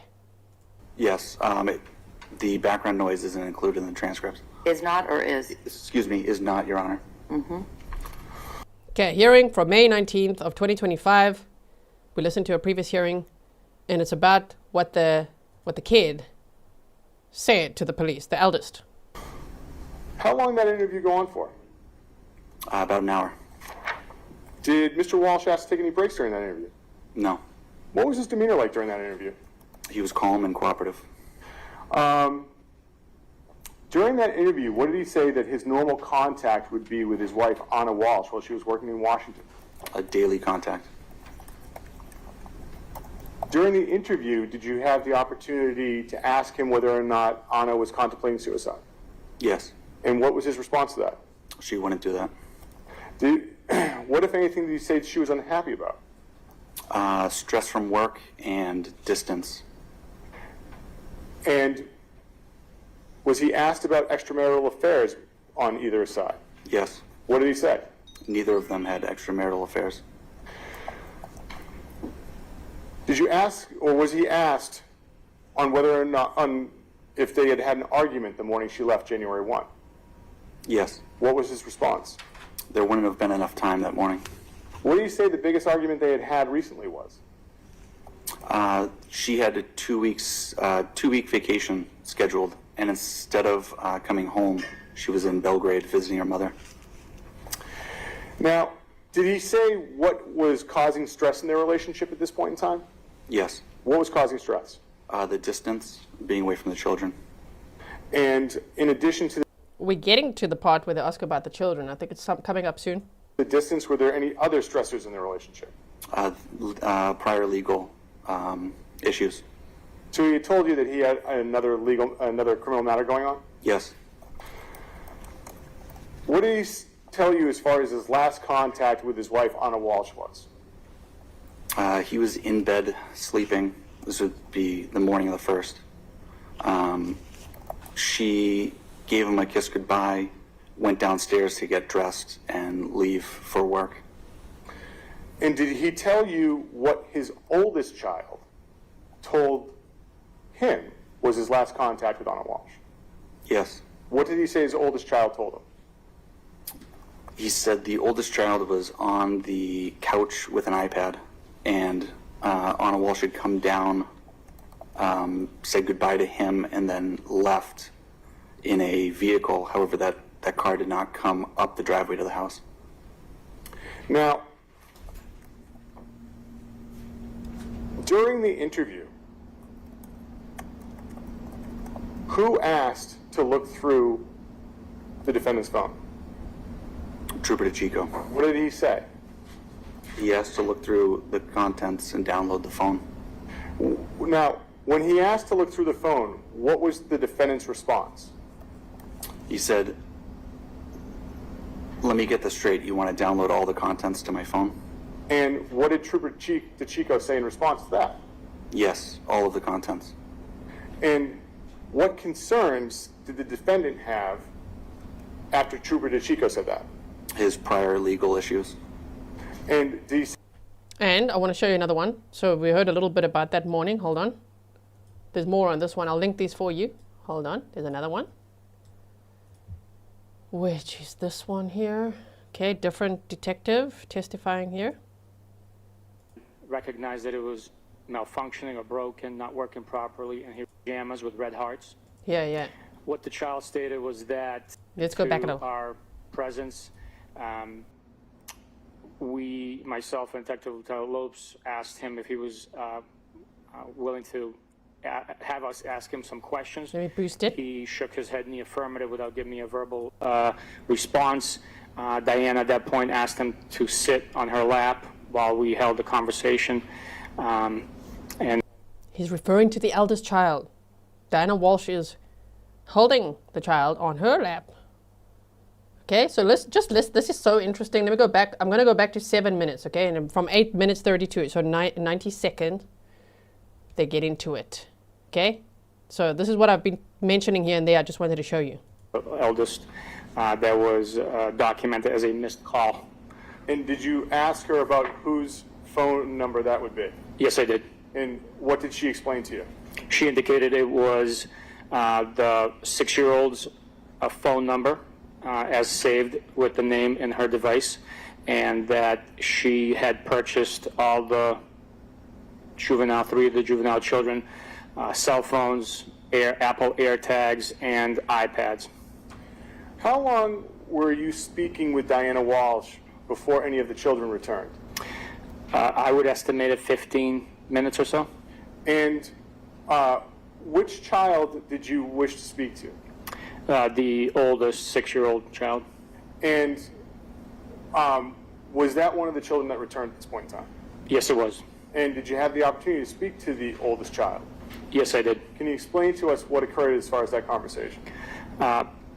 Initially, when the child presented to our presence, myself and Detective Lieutenant Lopes, asked him if he was willing to have us ask him some questions. He shook his head in the affirmative without giving me a verbal response. Diana, at that point, asked him to sit on her lap while we held the conversation, and we proceeded to ask him some questions. And what did he tell? Okay, now listen very carefully what the 6-year-old told the police happened the morning his mom left. Shame, I feel so sorry for the children, oh my word. They were 6, 4, and 2 at the time. So they didn't question the other children. They were just asking questions to the eldest. Shame. And now they're all in state custody, apparently being fostered by a friend of Anna's or something, but I'm not sure. All I know is that they're in state custody. That's what I've seen officially. It's me, D said, we don't know yet if a lesser charge will be on the jury instructions. We do not know, but I wanted to include it in a poll that I've asked you guys about here. What do you think the verdict will be in case they do include the lesser charge, okay? So the options are, do you think the verdict will be guilty, not guilty, guilty of a lesser charge, which would be 2nd degree, so not premeditated, right? Or not sure yet. So far 90% say guilty, 0% say not guilty. Damn, okay. What did the oldest child tell you about about what he remembers as the last time he saw his mother, Anna Walshe? What the child stated was that the last time he saw his mother was surrounded around the events of him hearing a noise, waking up, coming downstairs, and seeing her on the couch underneath his blanket, which he left in the room overnight. She was dressed in a set of pink pajamas with red hearts. And as he was walking by the kitchen island, he saw his iPad. He picked up the iPad, recognized that it was malfunctioning or broken, not working properly, and he requested that his mom, Anna, fix the iPad for him. Once she fixed the iPad, he indicated that Anna went upstairs and changed into her real clothes, returning back downstairs, holding a brown duffel bag, approximately 2 feet in length, and a purse, which he gestured to her wearing on her shoulder. He then stated that her taxi was here. He told her, "I love you." She responded, "I love you more." And she walked out the door to her ride.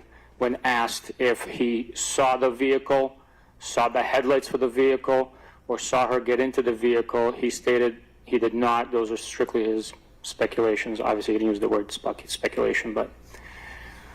And how did the conversation end with the oldest child?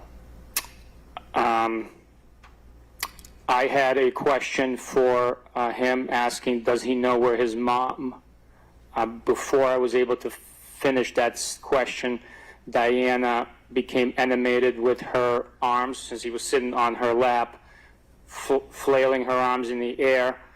I stopped abruptly, being interrupted by her gesture. She finished the question for me, stating cell phone. The child never answered my intended question, which was if he knew where his mom was, nor the question that Diana finished. He strictly said that mom wanted him to move to D.C. to be with her. he abruptly got up off of Diana's lap and ran into a different portion of the home. Coaching, am I right? They coached the 6-year-old, in my opinion. Speculating. I'm allowed to have an opinion. I'm not accusing anyone. Oh my. The 6-year-old said what? Things that didn't happen at all? And also, interesting that Brian Walshe mentioned a Louis Vuitton, like over-the-shoulder duffel bag that Anna left with that morning for her work emergency. Where's that bag? Gone, huh? But yet the 6-year-old is like, okay, so she was downstairs. I heard a noise. That makes me worry. You heard a noise. You came downstairs. And you say she was lying on the couch. Now, which day was that? When was that? And maybe Anna was sleeping on the couch, which is why earlier I'm like, where was she sleeping? I would say probably on the couch. Probably not with Brian. Nice story, defense. And then he got into bed with Anna. I don't think so. Not at that point. And maybe this was even the first night that she's like, I'm not going to sleep in a bed with you, bro. Whatever, you know? So, oh, pajamas on the couch. He notices the iPad is broken or malfunctioning. What happened there, huh? Interesting. And then he asks his mother to fix that iPad. Okay. And the next thing he remembers is she's got this duffel bag and she's leaving and gets in a taxi. He didn't see her get in the taxi, but he knows she got a taxi. Oh. And then, do you know where your mom? And then Diana's like, is what? And she's like, cell phone. Damn, what a code word, hey? Cell phone. And the little boy does not answer and like, okay, he runs off. I would speculate the little boy was told, if I say the word cell phone, you get up and leave, okay? You get up and leave. Trigger word. South Florida gal said, did Brian throw away the very expensive engagement ring? Hello, G, the very best mods and fellow Grizzlies. I wonder too. Why did we not see any surveillance at a pawn shop? And I don't mean like a corn buffet. I mean like a pawn shop, like pawning the jewelry off. We don't know that he did that. I just don't know what he did with that. But he was capable of throwing away a Prada bag, which means he's probably capable of throwing away a Louis Vuitton bag and a ring. So, but I don't think so. They need to search his mother's house. Sorry to say that, but wow. What if there was a Louis Vuitton bag full of valuables? Oh dear. Stefan said, left with or in that duffel bag? Yeah, that's a good question, actually. Isn't that interesting? Oh my word. So the court's still on a break. Okay, we can see the fan. I don't want to put the fan on here. I don't want to, okay? Why would we watch the fan when we could do other interesting things? So the next interesting thing we will do before they come back is, let's show you this quickly. Wait, first we've got to take this off. So, charging conference coming up next, jury instructions and closing arguments tomorrow. The court's on a break. All we're going to watch next is the charging conference. So we'll just be watching the attorneys and the judge decide how the jury instructions will be phrased. Okay, and we will then maybe hear if there will be a lesser charge included in what they could vote on, right? Okay, so what we're going to do now is I'm going to show you this. Firstly, I was going to show you this today again to say, look, the defense prospective witnesses. But no, that did not that didn't happen at all. There are no prospective witnesses. Not even Brian Walshe took the stand. What the hell? It was going to be maybe Dr. Stephen Lakin, Joel Skoletsky from Cephos Corporation, Priya Banerjee, Anchor Forensic Consulting, Dan Faria from MWV Forensics, Stephen Verona from MWV Forensics. Really, you want to argue about the DNA evidence or what? Yeah, that was pretty solid. Tracy Minor, Brian Walshe's former attorney. Michael Proctor, former trooper, disgraced, corrupt ass. Okay, sorry. Michael Proctor and Tim Creamer. I don't know who Tim Creamer is, but okay. They called none of these people. The defense just rested. Okay, so here's the thing that you guys are all emailing me about, which we have it. And here it is. Diana Walshe and Massachusetts Property Insurance Underwriting. So it's Peter Capozzoli versus Diana Walshe. There's a lot of documents in this case. I'm just going to read you this one quick, okay? Hold on. We've got to see when they come back. And then I do want to finish this first, though. So many requests to go through this lawsuit between the landlord and Diana Walshe. Particularly for me of interest was how neglected the dog was. Shame. They put the dog outside and the dog scratched the walls and everything a lot. And then also that the landlord accuses the Walshes of punching holes, many holes in the walls at the house. And I'm like, there it is. There's a violent streak in Brian Walshe, in my opinion. Who else is punching walls? Okay. Complaint with jury demand. Plaintiff Peter M. Capazzoli, in his capacity as the trustee of the BEC Bermuda Realty Trust, for his complaint against the defendants in this action, hereby states and alleges as follows. Peter M. Capazzoli is an individual who resides in Cohasset, Massachusetts. He brings this action in his capacity as the trustee of the BEC Bermuda Trust, Realty Trust, a Massachusetts trust created by Declaration of Trust. Okay. Defendant Diana Walshe, here in Walshe, is an individual who resides at apartment, I redacted that, the landing at Vinnon Square, right by Vinnon's Liquors, where Brian Walshe went on January 1st. And at Paradise Road, Swampscott, Massachusetts, Mama's house. Defendant's Massachusetts Property Insurance Underwriting Association, blah, blah, blah. Let's carry on. Allegations to, is this still, wait, oh yeah, we can highlight this. Allegations applicable to all counts. On September 4th of 2019, the plaintiff bought real estate located at Chief Justice Cushing Highway in Cohasset, Norfolk County, Massachusetts, which is the crime scene house, okay, but which real estate is described in a deed recorded with the Norfolk County Registry of Deeds in this book. At the time of the purchase and all times relevant hereto, this property was improved with a single-family home and in-ground swimming pool. This home, the pool, and the surrounding landscape property are referred to in this complaint as the property. On or about March 9th of 2022, defendant Walshe entered into a lease, so that's Diana Walshe, with the plaintiff, because Mama was paying 6 months up front for Brian Walshe, right? And the boys to stay there, and of course Anna as well. But she was also in DC most of the time. Monday to Friday, she's working in DC, weekend she's coming home, right? Okay, so a true and complete copy of which is attached as Exhibit A here in the lease. The lease provided inter alia for the defendant Walshe to occupy the property as tenant from March 1st of 2022 through August 31st of 2022. By the way, thank you to Grizzly Cat for obtaining these documents for us. If you want to buy her a coffee, the link is in the description box. The lease also provided that the property would be used solely for residential purposes, not for crimes, okay? Not for also being, you know, like for the crime boy to be on home confinement. Thank you so much. At and before the time, Fancy Boy got very unfancy for this landlord. At and before the time when this lease was executed and delivered by the parties hereto, defendant Walshe represented to plaintiff and his real estate broker that she intended to occupy the property herself while recuperating from an illness, and would be accompanied by her son and daughter-in-law and their 3 children, who would act as defendant Walshe's caretakers. Now, careful now, Mama Walshe. Brian Walshe sure would have taken care of you. Maybe like he wanted to with his dad. Careful now. Okay, during this period. Plaintiff subsequently learned that defendant Walshe's son was named Brian Walshe and his wife was Anna Walshe. Among other provisions, the lease entered into defendant Walshe contained the following requirements, and here's those requirements, right? Keep it in good order. How about that? So we're going to continue on here. It says, lease, we're going to go from here. Lease also gave defendant Walshe the option to extend the term of the lease for another 6 months. By the way, the court feed's not on yet, okay? It's on, but there's a fan, and we'll switch over when they're back. The lease also gave defendant Walshe the option to extend the term for another 6 months with a monthly rental at $5,000 a month. This is what Capazzoli testified to. Lease 22 at page 5. Defendant Walshe did in fact exercise this option on or about August 4th of 2022 and extended the term of the lease through and including February 28th of 2023. During the course, okay, now they are coming back, but I do want to finish this one little bit here.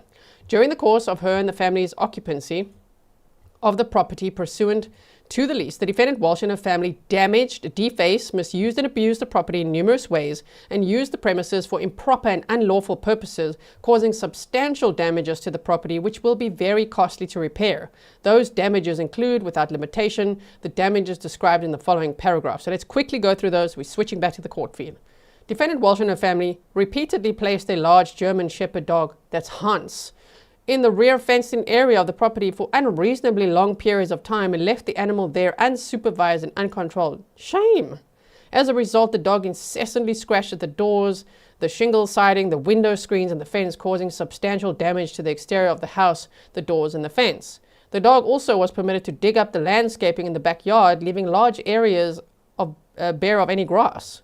Second, the defendant Walshe and her family punched numerous holes in the walls and ceilings of the home without repair. Oh, is that so? In one instance, the defendant Walshe's son, Brian, entered the attic and punched his foot through the ceiling of his and his wife's bedroom. There was no sign of Anna Walshe in that bedroom they showed us, no clothing, nothing of hers whatsoever. It looked like a bachelor boy's room, am I right? Fancy boy staying there by himself. Anyway, I also think that's a story because we can't see that his foot went right through, but maybe it did at some point. Who knows? So leaving a large hole of more than a foot in diameter. They say that, among other things, the defendant Walshe and or her family members took rocks from the landscaped rock wall in the backyard, threw them into the pool, damaging both the surface of the pool and the rock wall. Because of this neglect and abuse, the in-ground pool had suffered substantial damage. Fourth, on or about January 1st of 2023, upon information and belief, defendant Walshe's son Brian murdered and dismembered his wife Anna in the property. This caused blood and other human remains to contaminate the home, including the Walshe's bedroom, where the murder apparently took place. Oh, really? Well, Peter Capozzoli, tell us what you know. And the basement, where apparently the dismemberment and disposal took place. Oh. Okay, so we got the hole in the ceiling, we got the varnish a little bit cleaned and all that. And the landlord believes the murder took place in the bedroom? This contamination of the property required the plaintiff to hire a company that specialized in decontamination of murder and other crime scenes at substantial expense. And so the rest is about the damages and suing their asses for that, right? Those were the most interesting points, which is why I highlighted that for you. Okay, so now what we're going to do is switch back to the charging conference because they are back now in the courtroom.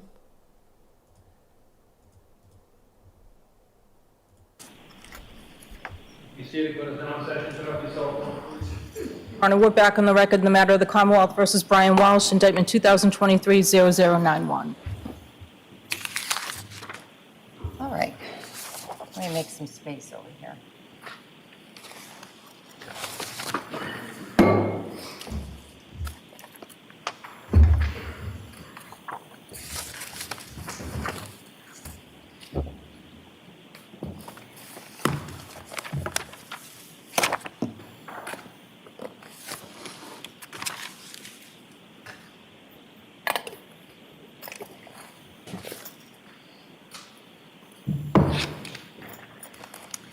So I know you haven't had a long time to look at them, but we'll take a stab at seeing how far we can get today, and then we'll reassess whether we need to charge conference a little bit more tomorrow, all right?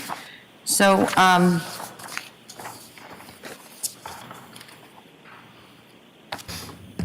my approach to charge conferences is pretty informal. And so what I'll ask for each of you to each side is, based on your initial review of the draft, where's the first page that you wish to either bring something to my attention because you either don't want it in there or you want it in a different way? So an edit or an extraction or an addition. What's the first page for the Commonwealth? Your Honor, I'd say page 15 going into 16, the impeachment by prior conviction. All right, stop right there. And does the defense have anything before page 15? Number 1. Page 1? I think it is. She just took it. Are you joking? No. It's, I'm sorry. Premeditation. I'm sorry. I have it 1 here, but I meant what my notes are saying. It's paragraph 1. I said page 1 is the index. Actually, it's not really page 1. No, we'd be here forever if we were starting with page 1. All right. Oh my, yeah, we would. Imagine. Let's start at page 1 and start nitpicking all of this. Yeah, Marie, unfortunately, the judge did say that. At least not in the presence of the jury, but still, let's take a stab at it. We always go, when someone says that, anybody says that, especially at a murder trial. We don't know if Anna was stabbed. I would speculate she was. But especially with the knife in the kitchen, the blood on the carpet, all those things. But she could have also been strangled, or any other thing could have happened. We don't know. But still, I also went, anyway. So what page? Page 6, and I'm just lodging my objection, Judge, to otherwise the instruction complies, in my opinion, with the model jury. I'm renewing my request for my modification that I filed on behalf of defendant's request for jury instructions concerning consciousness of guilt, emotional evidence, and bad acts. Paragraph 1, I am asking that the section be regarding the timing of premeditation be removed for the reasons I stated in the motion. All right, I read your motion.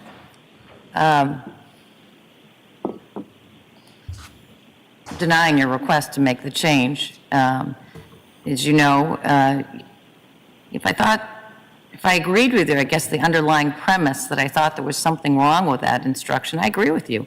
These are just model instructions. Now, they're model instructions that people have spent, I don't know, countless hours assessing the propriety of, but I don't think that that instruction is improper in any way. I think it's a proper instruction, and it's one that ought to be given in this case.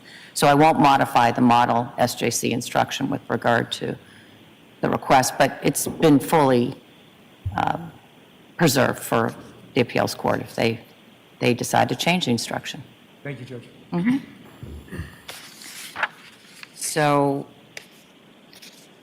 15 on to 16. Anything from the defense before page 15, other than what you just mentioned? Page 9.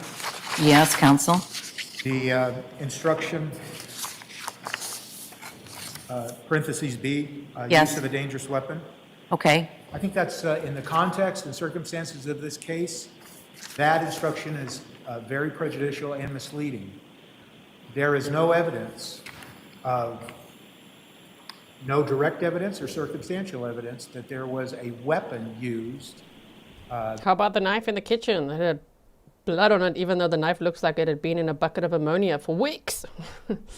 Days, maybe. I don't know. But okay. That caused the death of Anna Walshe. And so what the jury is being allowed to do... What about the breadcrumbs that the Commonwealth put down? What, the breadcrumbs? Well, why don't you argue, and then I'll let them make... I don't want to make their argument for them. That would be...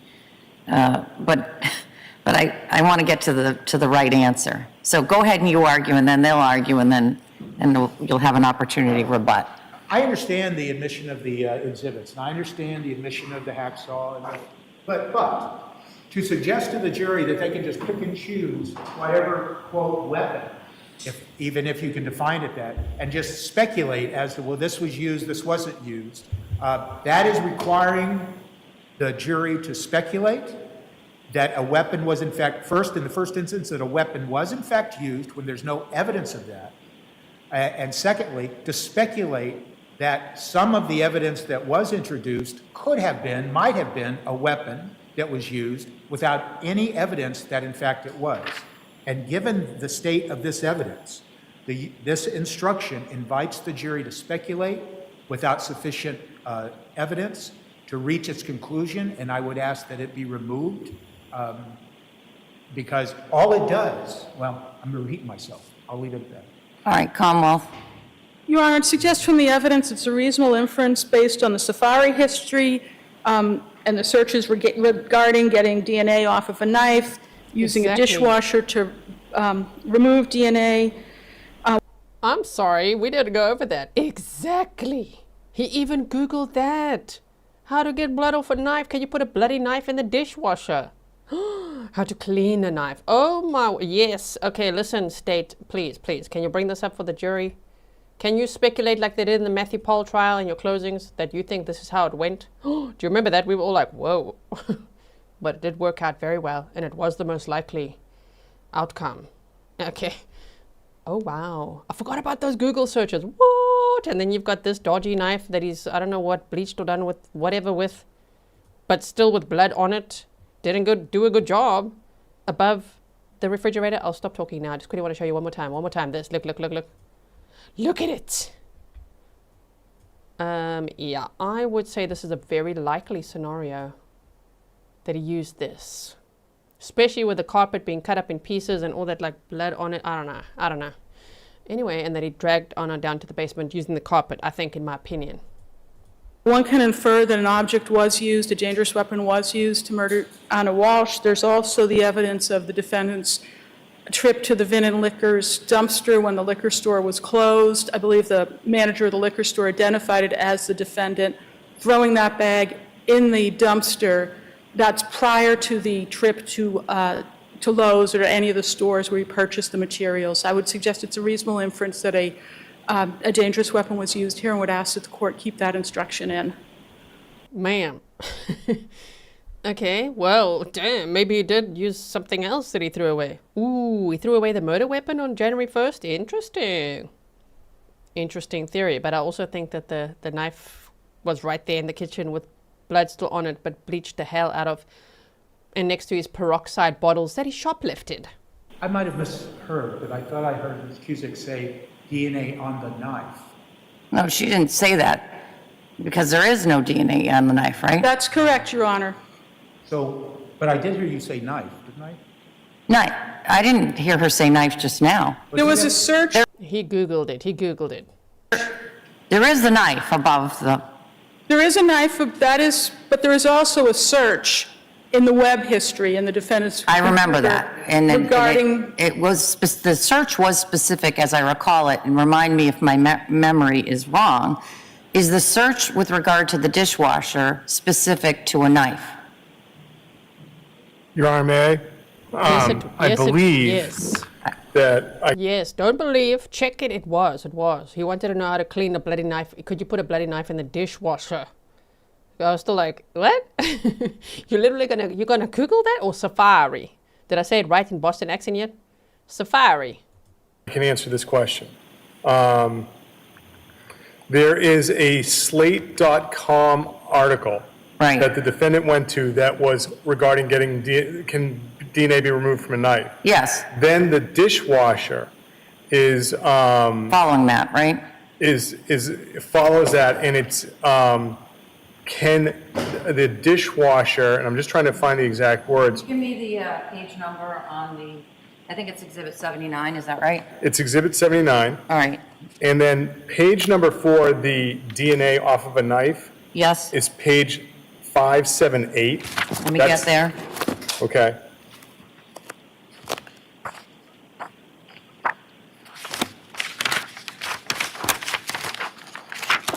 I'm there.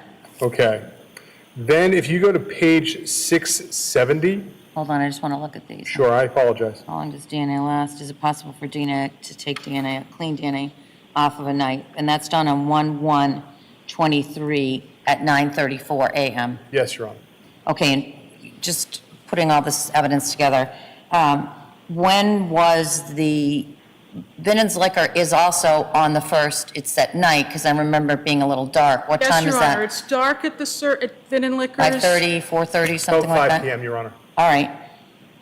Okay. And so if you were to go to page 670. Yeah, let me get there. Yes. And if you were to go to record 2430. Does the dishwasher clean blood?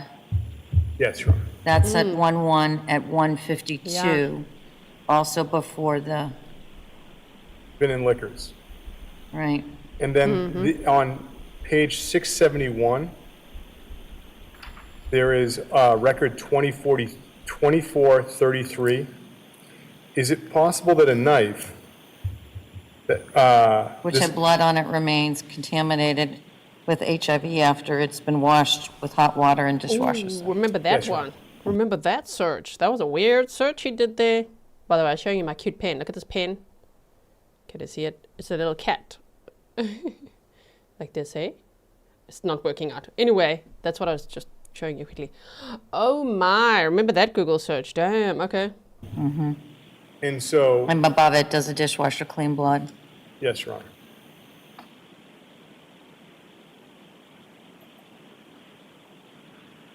Mm-hmm. So I think earlier you referred to breadcrumbs.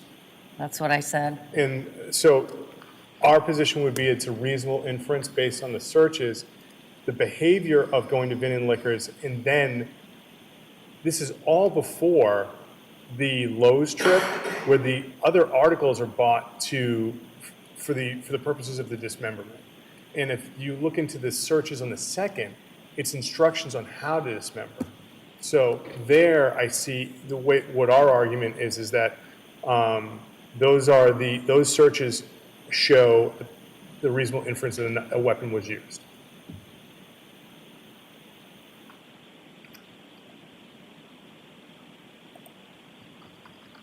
All right. There are the breadcrumbs. Attorney Tipton, back to you. Well, I'm not going to repeat what I said. I understand the breadcrumbs argument.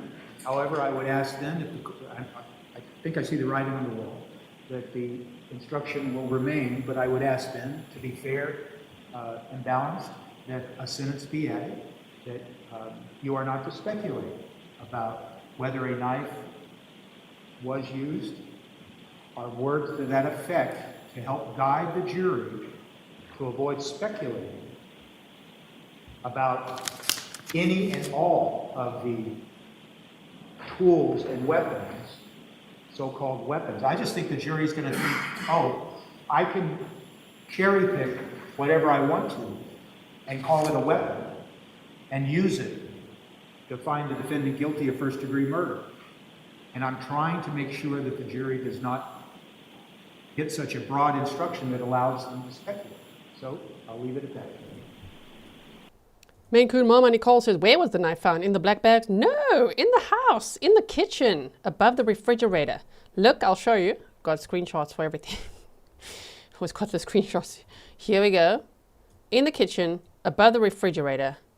I'm going to point at it. There. You can actually see the handle of it there.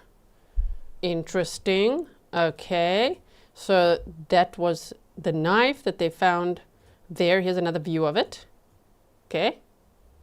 And while they weren't able to test the DNA, there was no DNA found on the knife. It did test positive for the presence of blood, but not the hydrogen peroxide bottles, which I found interesting. And if we look at one more picture, this is public record YouTube. I'm not showing anything other than public record at a criminal trial. Okay, this is how it looked at the time. And maybe he kept it because it was valuable, or, I mean, it could be a really valuable knife. I mean, it's in a terrible condition here. But Anna Walshe's ex-husband was a chef. It could be a knife like this, for example, huh? Something like this. And it could, some of these knives are very expensive. Maybe he thought, ooh, that's valuable. Let me keep it there for now. Maybe he was going to try and con people to buy very expensive knives and actually not give them a very expensive one. So, okay. Anyway, so I think that that's interesting, but I also like the state's theory of, oh, he threw away probably his crime scene clothes and the murder weapon, perhaps, huh? On January 1st, because we all asked ourselves yesterday and other days, what was he throwing away on January 1st, right?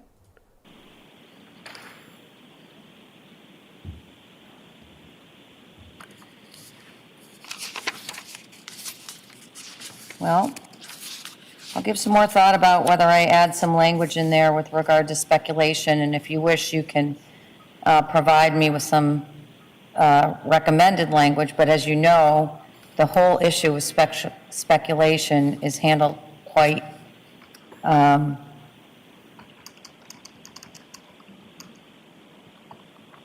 completely in other parts of the instruction, but I'll think about it.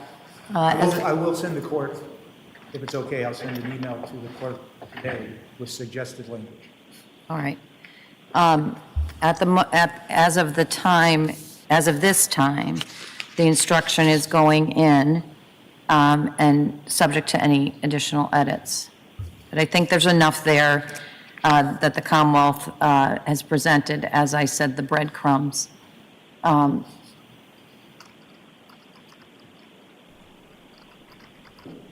Stefan said, that's a Sontoku knife. Is that so? And those are like, what, $200 or something? The Japanese multi-purpose knife, a large blade compared to the European shape. Sontoku knife. Okay, it could be. I just want to know why he kept it. Why does it look bleached, damaged? The media reported widely on that in the beginning. Damn, they were like, a damaged knife was found in the basement. We were like, when Anna was still missing.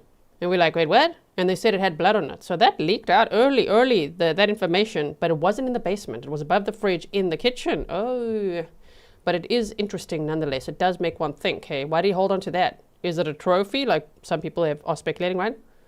Why'd you keep that, Brian Walsh? Do you think it was valuable? You threw away everything else. Damn. Which, you know, this case is what it is. It's been a circumstantial case from the beginning.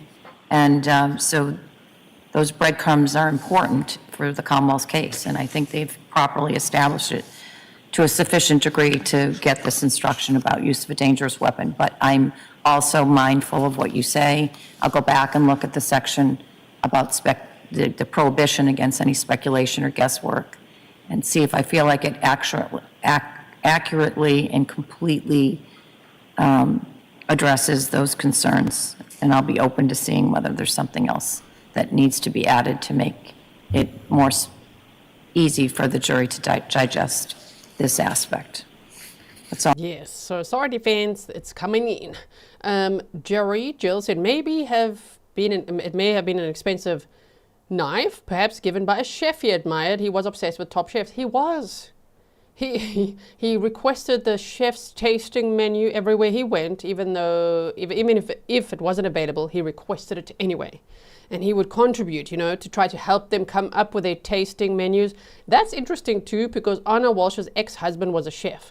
So his obsession with this like chef world and being this top cook is interesting, don't you think? He is a jealous guy. I would, listen, defense, excuse me. This guy was trying to be not only her ex, but then when there's this new William Fasto, yeah, no, he knew he was screwed. He's not good at business. He's only good at conning, okay? All I can say right now. All right. We're still at the defense. Anything else before page 15? No. All right, so now we'll move to the other side. What is your, I'm moving to page 15. Did you say 15 into 16? The impeachment by prior conviction? Yes. And I guess I lifted part of this language from the defense's request. Your Honor, this appears to have language suggesting a testifying person being impeached. That's probably because when the defense, I lifted it from your instructions, and at a time when I think that was the expectation, but let me go back.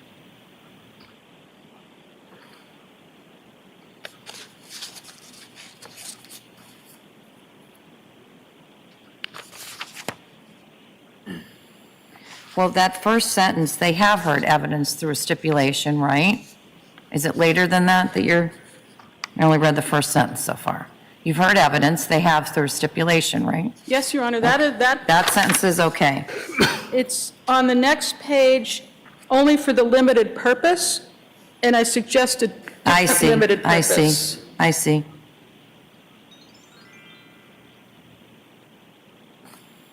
Thank you for the coffees, Deborah, and someone who spoiled me earlier with 5 coffees. Thank you so much. Jakobos is trying to be everything he's not. Exactly.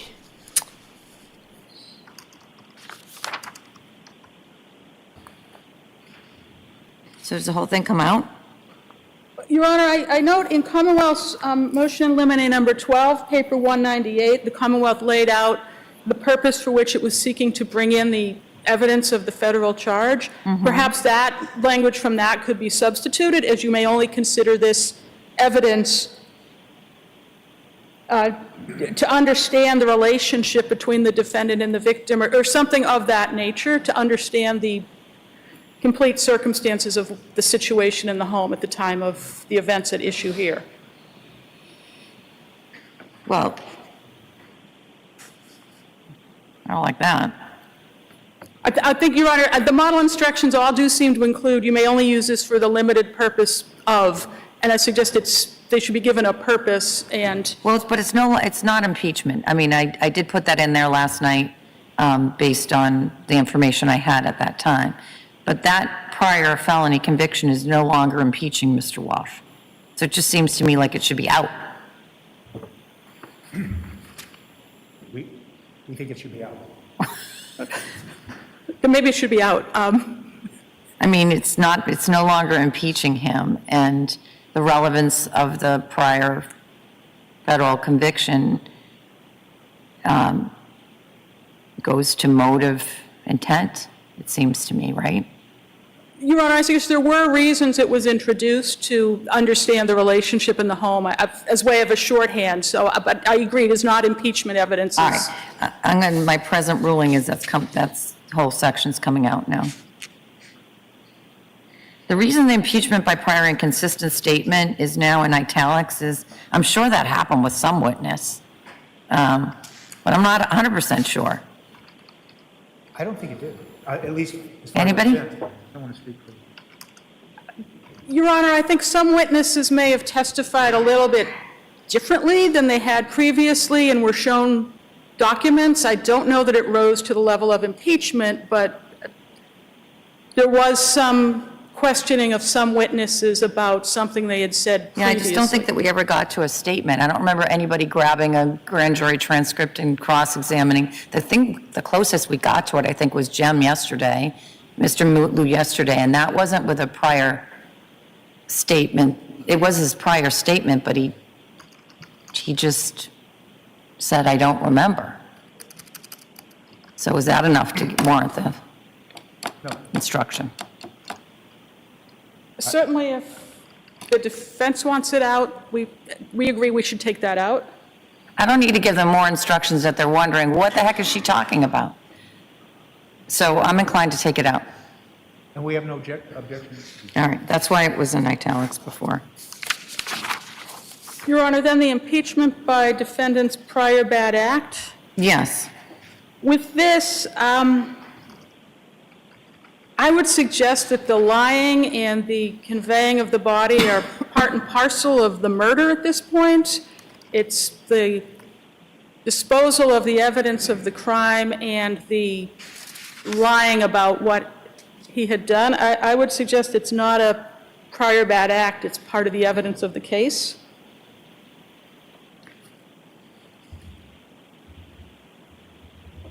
It's an interesting question. There's many interesting questions in this case, Your Honor, no doubt. It's an interesting question whether, where are you drawing the line of a prior bad act occurring? Can you have a prior bad act that's part and parcel? Is it prior to this time? Is it prior to the crime that was charged? It's arguably subsequent, Your Honor, but... Right. I mean, it's arguably... What about the lying to his federal probation officer? That would appear to be a bad act, arguably a subsequent bad act, but... Yes. I don't want to interrupt.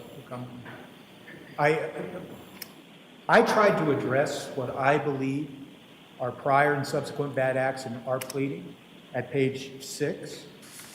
And I took it from the Massachusetts Jury Trial Bench Book, and I modified it only to accommodate what I believe is relevant and pertinent.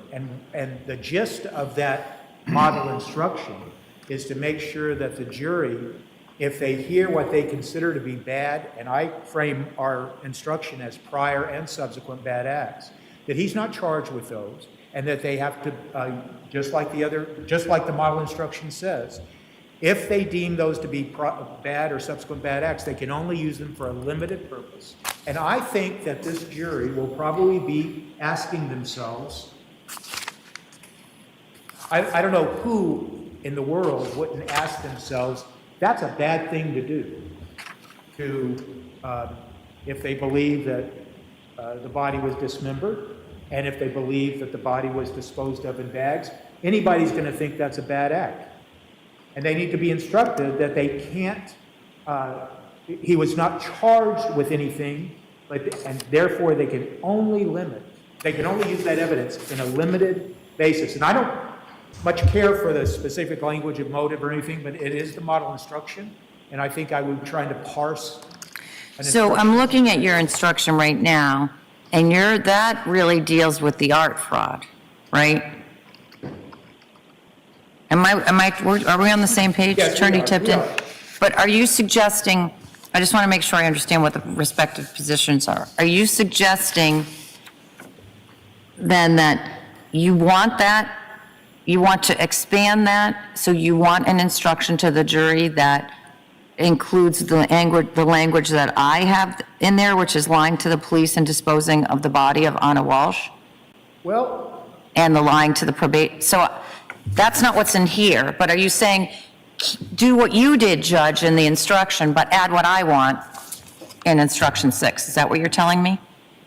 Yes. Okay. But Do you want that to be included, so in the proposed instruction, and just so the record's sort of clear, I'm talking about the defendant's request for jury instructions concerning consciousness of guilt, emotional evidence, and bad acts. I don't know what the docket number is, but I got that. It was filed yesterday, December 10th. And I'm looking in particular at your request number 4, prior and subsequent bad acts. That's what you were referring to, Attorney Shipton. Okay, and so in that, as you initially drafted it yesterday, it was about the art fraud, but you're now suggesting that that would be an appropriate instruction also for the other bad acts that I've identified in my draft on page 17 under impeachment. yes, Your Honor, I was anticipating there to be a proposed other instruction like you had, but yes, Okay. I would ask then that. So I think I understand what the ask is now. Right. And so now I'll go to the Commonwealth. Your Honor, I think I understand it better as well. It also says in the instruction about the middle of it, if you credit the statement, I don't know that we're specifically talking about a statement here. And maybe that could be expanded if the court is inclined to keep that instruction in. Well, I think the language comes in that defendant hasn't been charged with committing any other crimes other than murder.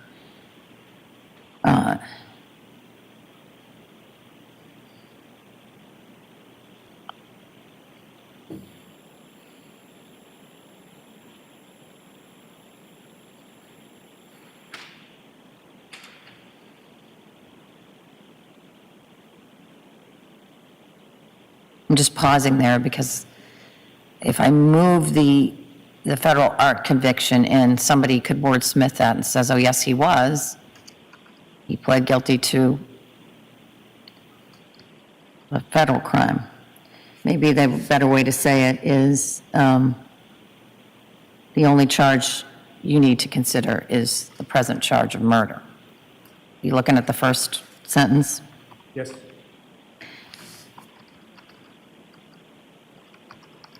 Let me take a minute.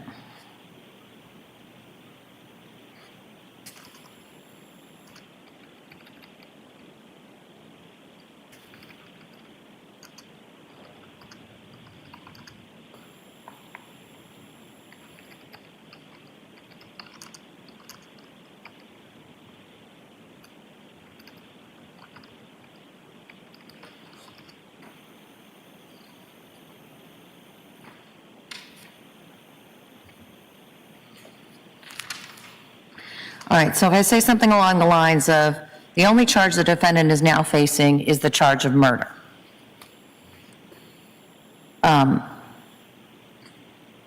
You've heard mention of other acts allegedly done by the defendant, namely, and I wrote a few things in there, and it would seem to me what the defense is asking is that I add, the language that you have in your request was including acts involving a federal case concerning art fraud that he was charged with in 2018 and sentenced in 2024, comma, I'll just put them in date orders, right? Lying to the police and or disposing of the body of Anna Walshe and or lying to his federal probation officer. So all 4 things would go into that parenthetical. Good.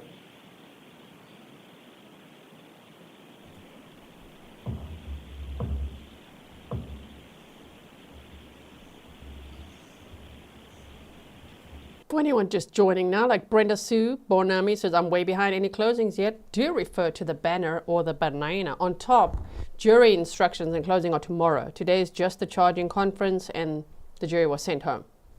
Defense rested. Brian's not testifying. Jury sent home. They're having a great day, I'm sure, watching Netflix and chilling. And then tomorrow they'll be back. And it's going to be closing arguments. The defense will go first, then the state. And then they'll go off and deliberate, right? Jury instructions, closing arguments, verdict watch. Lee, thank you for spoiling the mods with 3 coffees. Okay. And then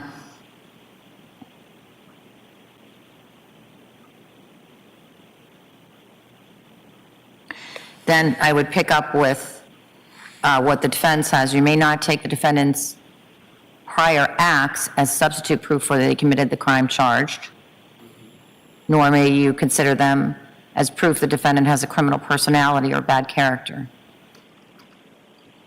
And then the rest of that, you see that all there. He does have all of that. Criminal personality and bad character. All right.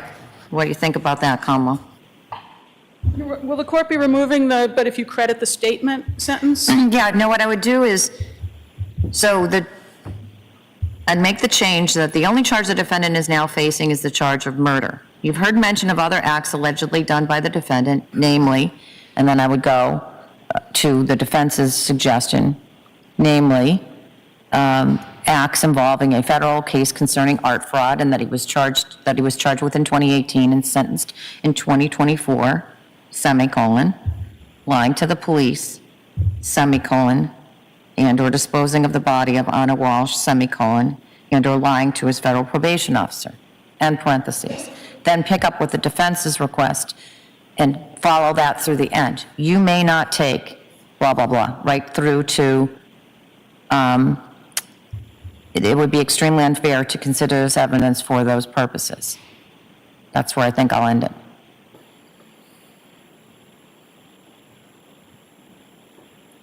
So you're not, Then I go back, I don't think that's appropriate to add the for one thing. the last two sentences? That's right. I will just say, Judge, that those sentences are contained in the model instruction at page 343. I'll take a look at it, but it seems to me then if I put that thing in there, then I've got to, I don't know what I do about the other things. Because you can see the issue that raises. Your Honor, there's also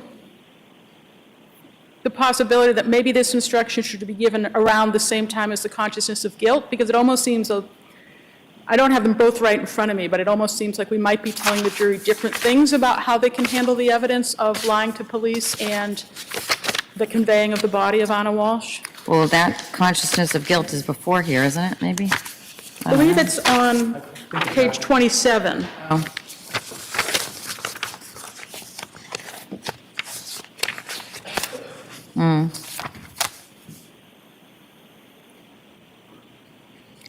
Well, I had this all in this section because I thought I'll put the 3 impeachment things, but now 2 of them are gone, so it doesn't make any sense, I suppose, standing alone. Maybe we just go straight from witness credibility to experts, which makes more sense, and move this impeachment paragraph later in the instruction.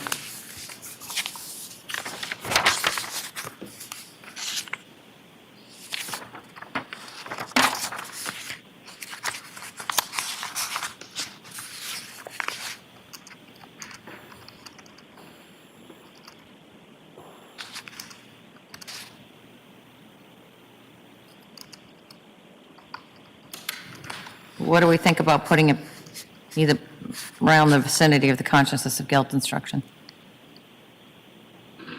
Well, my comment would be I'm objecting to the consciousness of guilt, so I know you are. I know you are. It seems to make more sense in that area. So I'm going to move it probably before or after the consciousness of guilt instruction, somewhere in that vicinity. And if you have any strong preferences, you let me know when we get down to page 27, recognizing you don't want it at all. But I'll edit the impeachment to include a substantial portion of what the defense has requested and add in specifically the federal case. That's all I can tell you for now. To be continued on tomorrow if we need to discuss it more. And I understand the court's not going to include the last 2 sentences, so I'll just lodge my objection. Okay. So lodged. What's the next edit that the Commonwealth has? Commonwealth has page 27. What's the next edit the defense has? 27. Nobody likes. Thank you for the coffees, Missy. 27 pages. Will the judge be reading all of that? You know what I mean? That'll take long then. Remember when, was it Judge Don Ash, I think so, who said, be a lighthouse, not a tank. That's why we've got a lighthouse emoji here, right? Didn't he have to read like 100 pages? There was, there was a trial we watched, we were like, whoa, I think it was that. Damn, 100 pages of jury instructions. We were going and going and going and going, and it took a long time. 27. What did I do on that page? Let us see. Okay, that's COG. Who wants to go first with what I got wrong? Your Honor, I would suggest here in the italicized language, Yes. in the course of the trial, there was some evidence suggesting that the defendant may have intentionally made certain false statements before his arrest, and that he may have taken steps to conceal the disposal of Anna Walshe's body. I would just suggest that that should be tried to conceal the disposal of Anna Walshe's body. And in the... Well, the fact that it was unsuccessful is something you can argue. I mean, there is some evidence that he may have taken steps, right? That's not inaccurate. Correct, Your Honor, that's accurate. But what do you want me to add? I was thinking you could subtract some words and perhaps make it more concise, but that is certainly All accurate. right, so what do you want me to subtract? Rather than saying taken steps to conceal the disposal of Anna Walshe's body, it's tried to conceal Anna Walshe's body. It's not so much that he was concealing the disposal of it, he was concealing the body itself.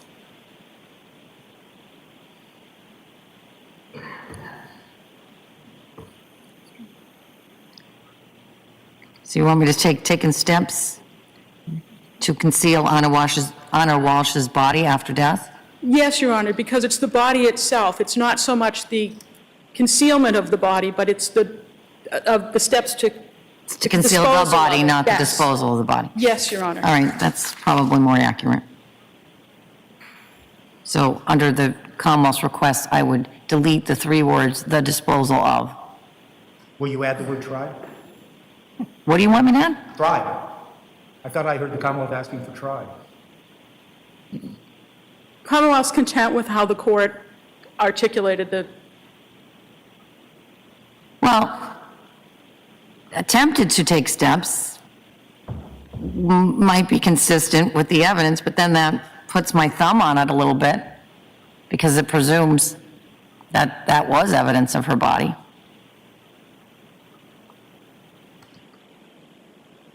All I was responding to was the Commonwealth suggested the word tried. I think that is more consistent with what the evidence shows. I'm just talking about tried, not waiving any argument to the conscience.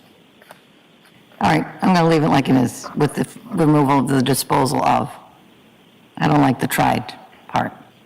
In the next paragraph, Your Honor, in the italicized, defendant did attempt to provide false information. I believe it would be did provide false information.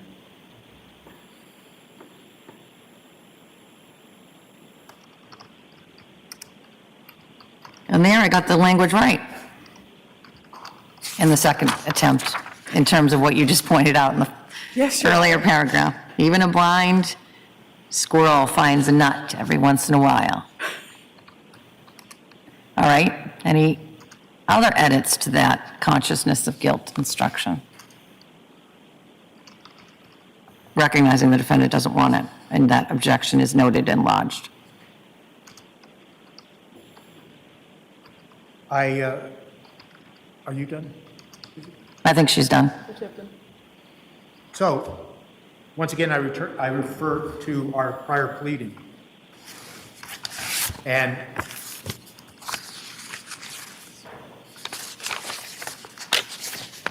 on page 4, yes, I'm asking that that be included. And I modeled that,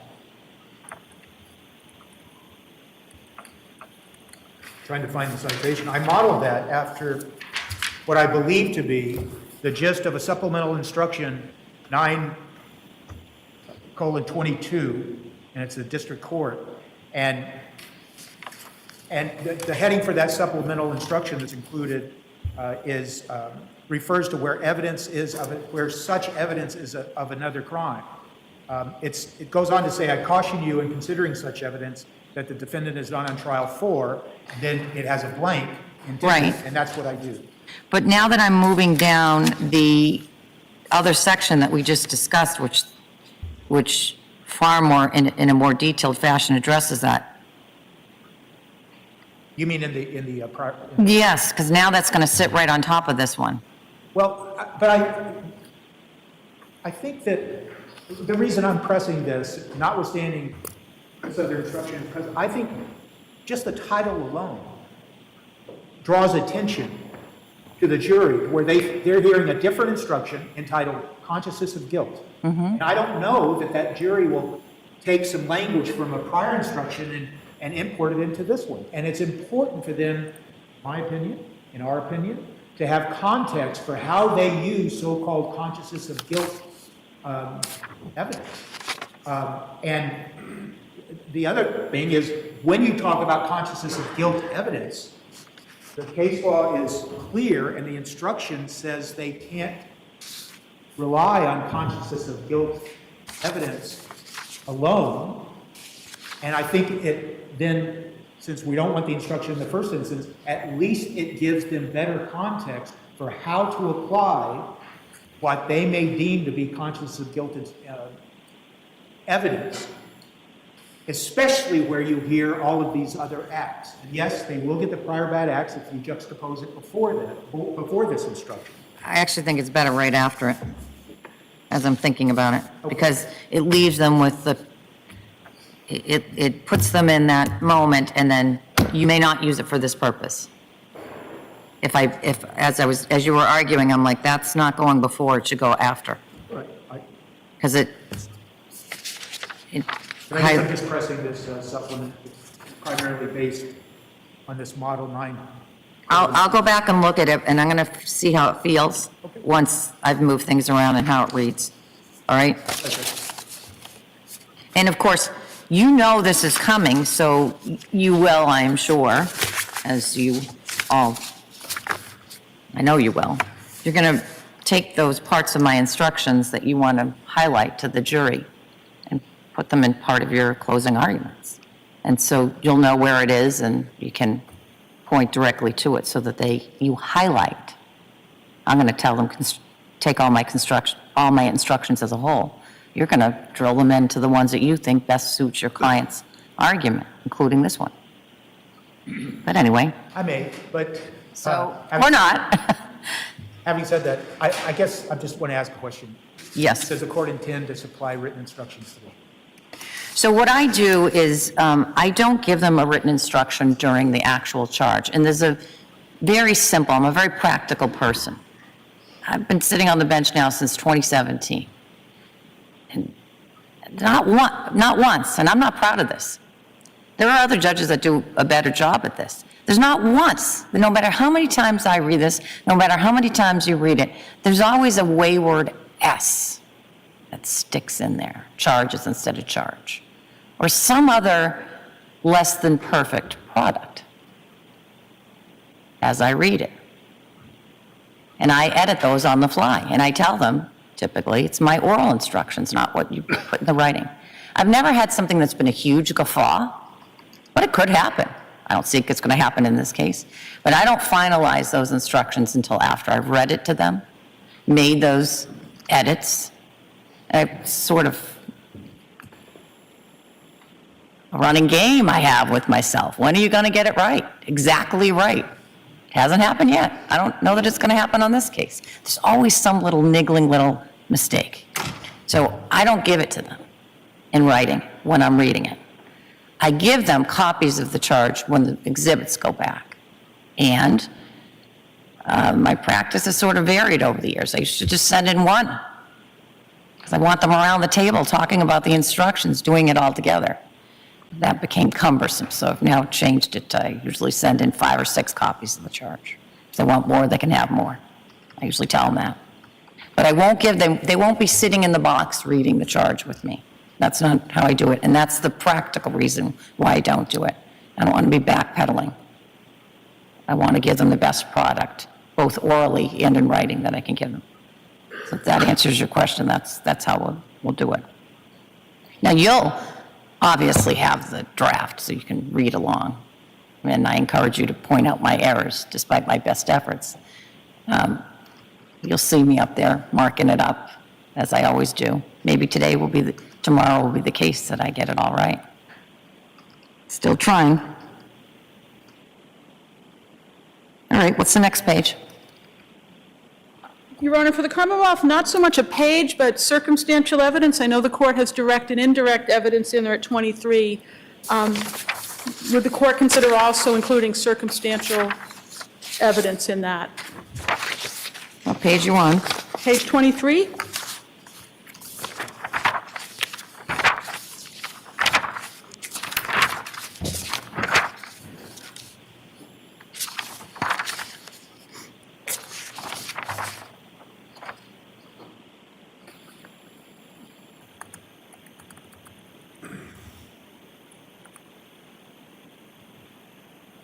Oh, this is the plain language version of the circumstantial evidence. Yes, Your Honor.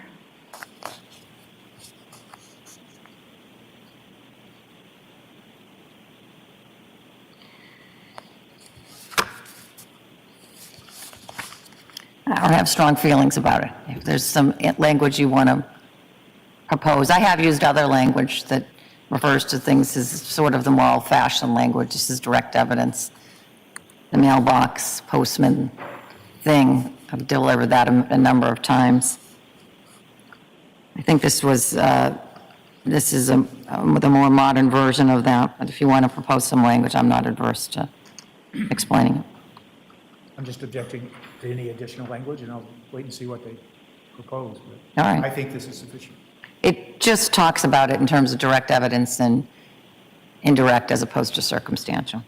I mean, it could be as simple as adding in sometimes called circumstantial. Yes, Your Honor. With permission of the court, could the Commonwealth submit something later today? Sure, that'd be helpful. And if they do, which it sounds like, excuse me, I'm going to then add, just to let the court know, an additional language as for inference that hopefully will counter what they're trying to do, but I'm just giving the court a heads up. I don't want to send you something and you ask.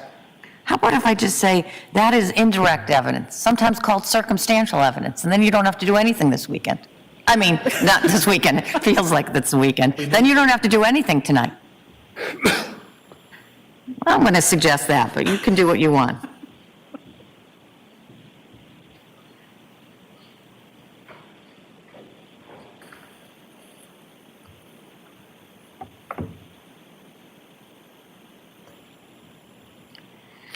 All right. Anything else on the instructions? Not from the Commonwealth. All right. I really didn't mean to set off well, there's a word that comes to mind, but it wouldn't be judicial, so I won't use it. Use it, use it. Use the non-judicial word. We want to hear it, Judge. Is it snarky? Say it, say it. Look at you, Brian Walsh. Yes, yes, very fancy. Your instructions are going swimmingly. Don't worry, Brian Walsh. You can look at your jail watch, which you don't have, and then tomorrow look at the time, and in less than, I don't know what, 2 hours, they'll probably have a verdict. When I made my comments this morning about closing arguments, so let me just say, I'm always trying to stay a step ahead of you. It's not easy. And so I did start looking at this issue a couple of days ago. And I'm going to tell you what the cases I came up across and sort of where my preliminary thinking is with regard to this. And maybe there isn't an issue. Maybe there is. But let me just tell you, we all know what I'm talking about, right? Yes. All right. So I'm going to give you some cites to some cases, and I'm going to tell you preliminarily where I think the line drawing is. And it's really preliminary, because I looked at these like 4 days ago. Oh, Tuesday, December 9th. So I guess it was just yesterday.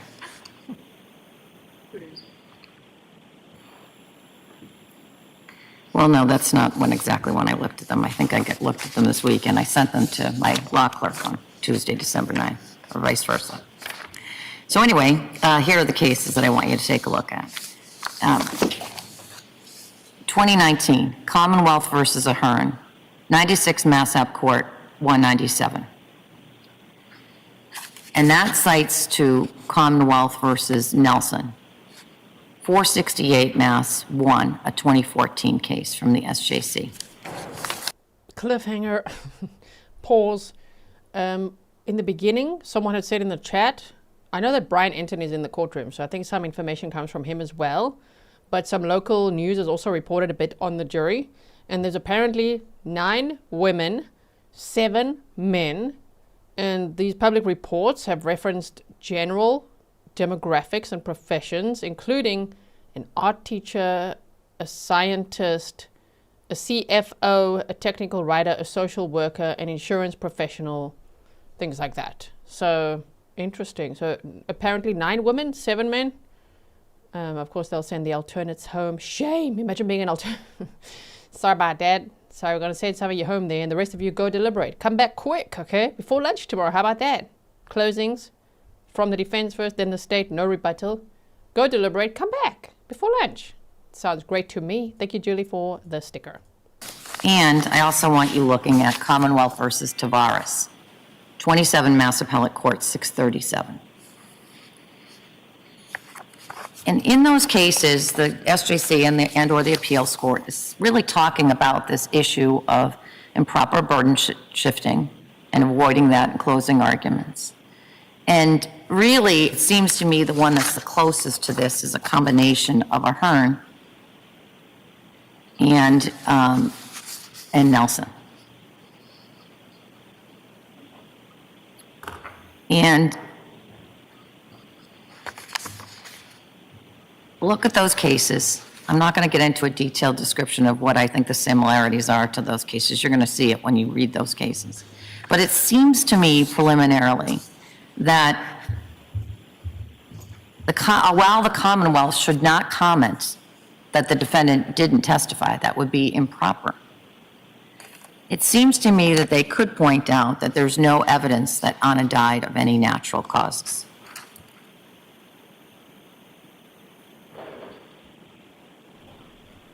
Yes, give the look how she's looking at the defense, this child. No evidence she died of natural causes. Zen Jen Art said, is there a statement from the babysitter anyway? Only from the search warrants. I think it's part of some of the case documents. I can't remember if it's in the PCA and the search warrant. I've read a lot of documents in this case. I don't know now. I posted some to Patreon. The point is, Robin the babysitter said that Brian Walsh's demeanor on the 1st of Jan was that he seemed a little preoccupied, and she knew him as very cool, calm, and collected, and he just seemed a little bit flustered that day, a little bit preoccupied, and that he said when she got there, oh, Anna, she had a work emergency and she had to go, so I got to run some errands though, and we'd still like you to babysit, thank you so much, and off he went. She also said he dropped off pizza. He says he dropped off, thank you, Eula, for the coffee. He says he dropped off orange juice and milk, and it was very important to him to drop off the milk, because they'd run out. But the babysitter says he went out, he came back, he dropped off some pizza and went out again. And that does match the timeline of where he went. Quickly out, come back, and then to his mother's house. That sort of area. Not to her actual house, but the dumpster in that area, right? So that is all we know she said, and I was waiting to hear the babysitter testify, because I thought maybe she could tell us more about his demeanor on the 1st, and I think she also babysat in other days before he was arrested, on the 2nd, the 3rd. I think the mother was there on the 5th, the police were there from the 4th, and she also made a statement in part of these documents saying she did notice that the rugs were different, because he replaced the living room rug, right, the carpet, and she did notice it was different, but just thought, oh, okay, you know what I mean?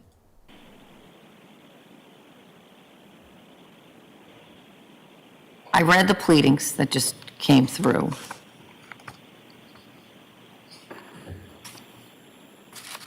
And if that is where the line is drawn, you don't have to respond to this right now. I'm not, and frankly, the pleadings that just came through, I mean literally the ones that came through before the defense filed right before I went on the bench. I'm not sure, or the allegations of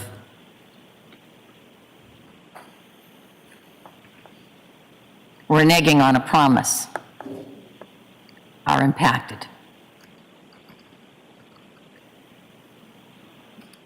But I'll qualify that by saying I read the pleading quickly and thought to myself, well, I didn't mean to start that. Back to how I opened this discussion. So that's where I think the line is drawn by those cases. And knowing that's where I sort of am drawing the line, take a look at those cases, and we'll discuss it again before the before the closing arguments. Thank you, Your Honor. Just to be clear, I think and we'll read the cases, but what the court's saying is that you would think the Commonwealth could comment that something about there is no evidence that Anna Walshe died of natural causes. And of course the defendant can make his, I just want to be clear about this because I think we might reach some common ground here. That's what I'm trying to achieve. and I'm responding to something that the Commonwealth represented I'm not going to go into right now. So let's just stick to this, if we may. So if the government's allowed to say what I just said, and of course the defendant can argue there's no evidence that there was any homicide or any... Expect you're going to. I shouldn't be here, I suppose, but I can, once again, recite the evidence of sudden unexpected death that came into evidence.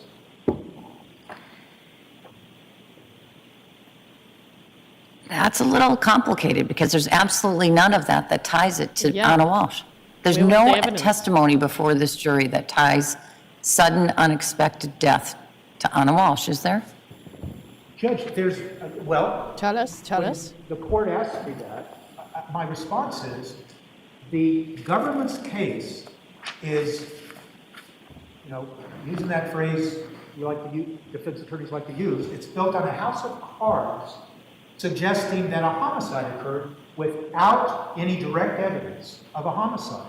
And so another causation of death should be fair game to argue because it's equally consistent. And citing the Eremos and Prof, if you have two equally inconsistent propositions, neither have been proved by reasonable doubt.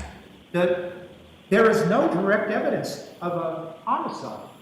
And building on that, we've always said there's no direct evidence that anything that came into evidence, the acts of disposal, the acts of the use of tools, occurred after the death of Ms. Walshe. So why is it that the Commonwealth is allowed to ask the jury to speculate based on their circumstantial evidence? And I shouldn't use the word speculate.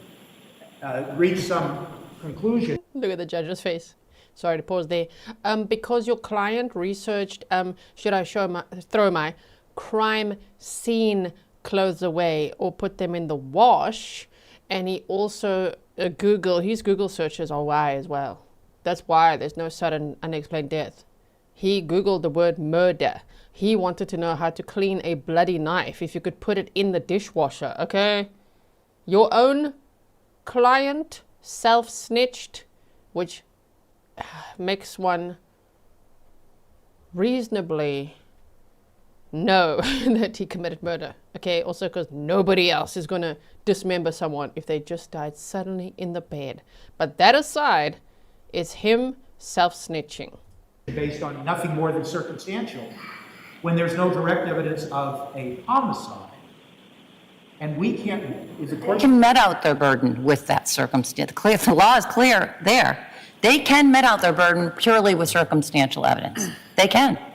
And their circumstantial evidence with regard to the death, again, are those breadcrumbs and what they're going to argue those breadcrumbs mean from the searches to the another, the other distinctions in the evidence. All of which, Judge, as we've always argued and we will continue to argue, came after any death. And so the issue is, what is the manner of death? And we now have evidence that from their own medical examiner, that death can occur suddenly, unexpectedly, without injury, and it's up for the jury to decide if they can. What evidence do they have as to manner of death when the real possibility, if not probability, is sudden unexpected death due to natural causes, as Dr. Atkinson testified to. And it's equally inconsistent with a homicide. All we're saying is they don't have any direct evidence of homicide. So why do they get to argue it based on their circumstantial evidence when their circumstantial The heaviest Google searches. evidence really might only speak to conduct post-death where the death was not a homicide. They haven't. He looked up the whole how to clean a knife contaminated with HIV blood on January 1st of 2023. Why are you going to clean a knife contaminated with blood before he bought all the dismemberment tools? That's the evidence for me.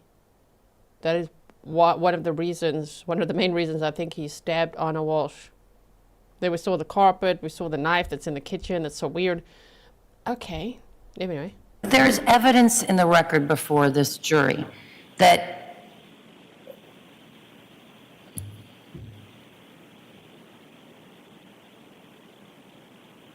I don't want to interrupt the thought process, but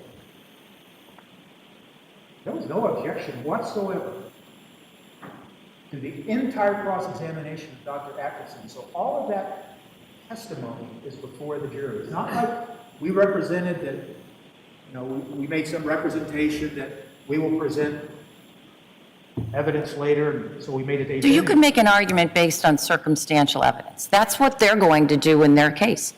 I presume, I don't know what the Commonwealth's going to argue, I presume that they are going to draw a line between some of the evidence that was retrieved from the bags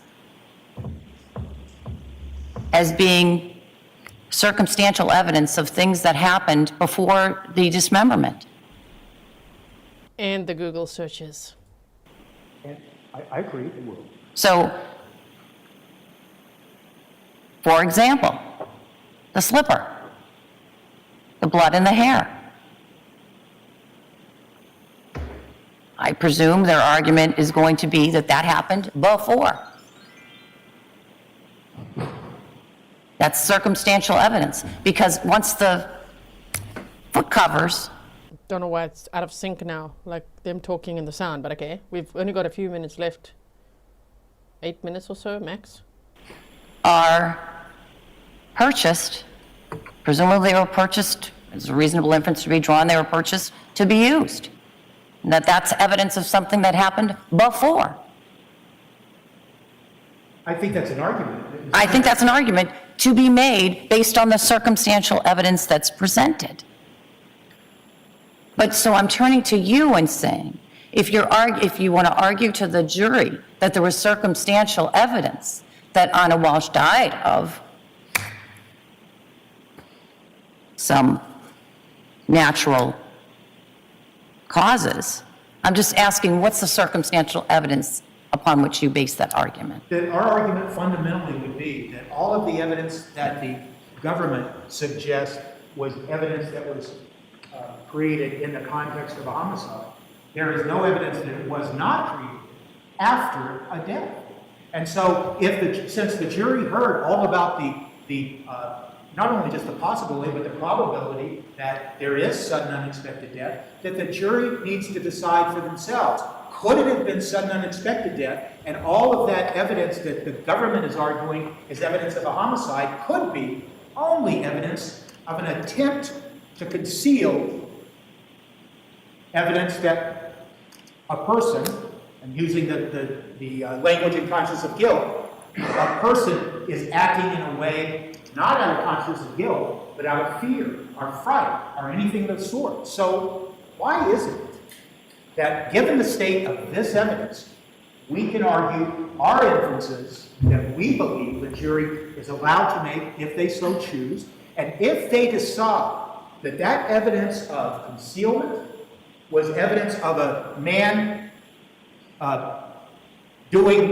acting innocently and not with a guilty conscience, then how did Anna Walshe die? Maybe she died a sudden, unexpected death, and he tried to conceal it out of fear or fright, as is contained in the language of the conscience of guilt. I can't believe that they're still leaning into that theory even after their own client didn't testify. I wouldn't go there. That will fast track him to LWAP, okay? And so the jury gets to decide. And it certainly, the thrust of that argument is that it raises a reasonable doubt. And that's the evidence the jury heard. Your Honor? You know what? Yes, I approve. Go for it, defense. You get up there and say all that.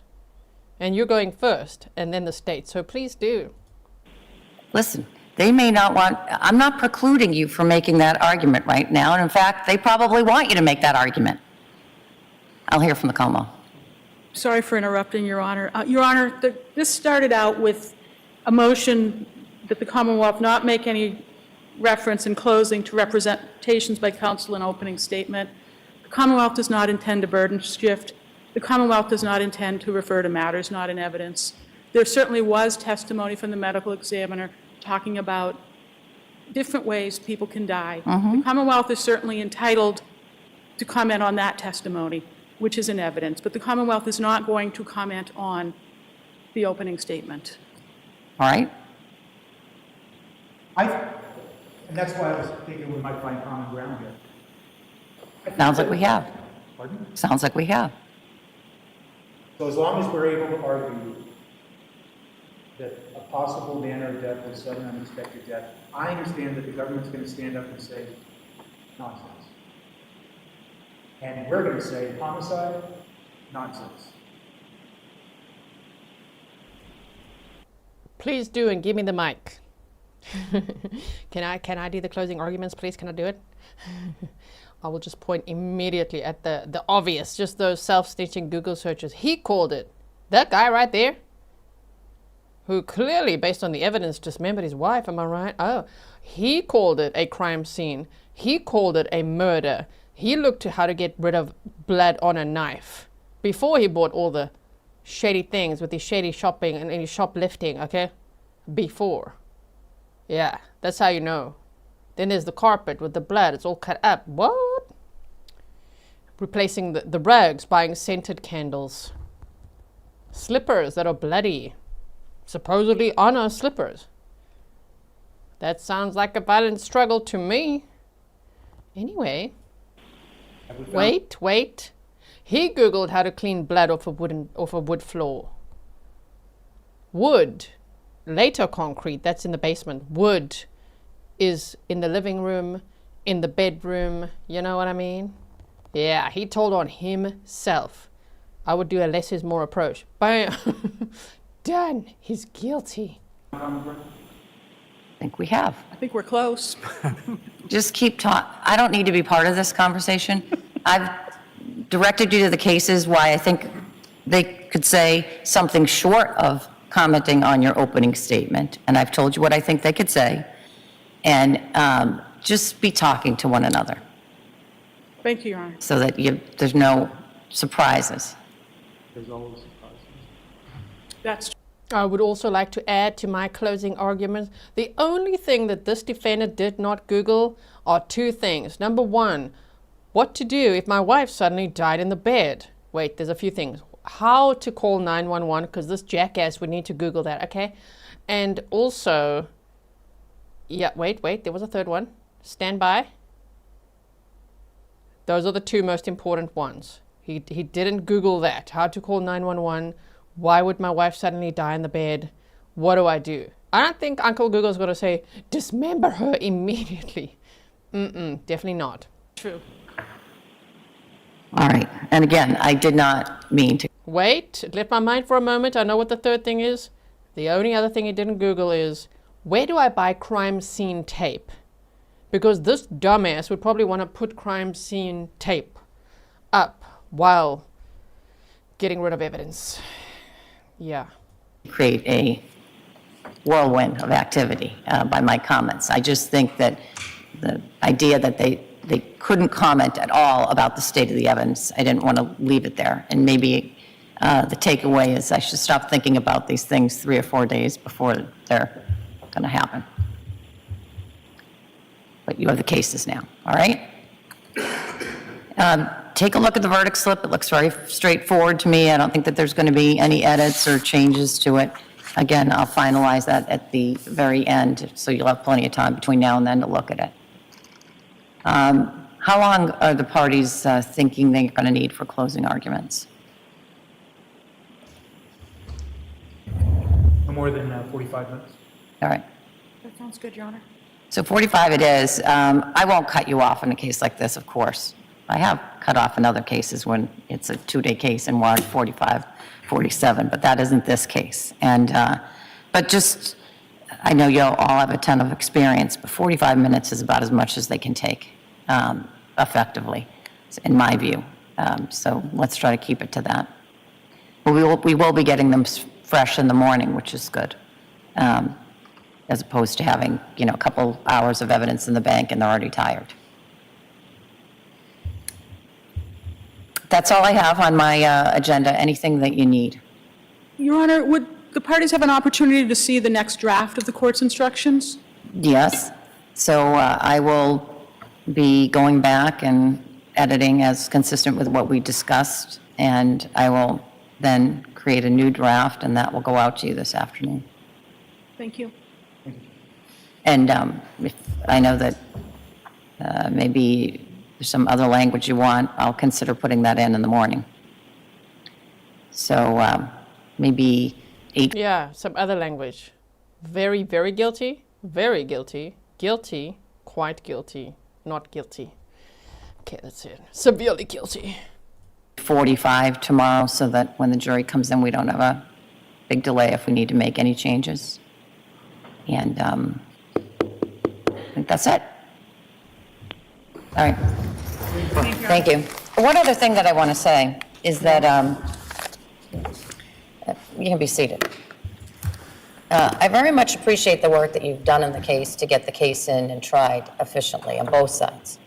You picked what you needed to pick as your positions, and I appreciate the professionalism that you've shown on both sides in working with each other.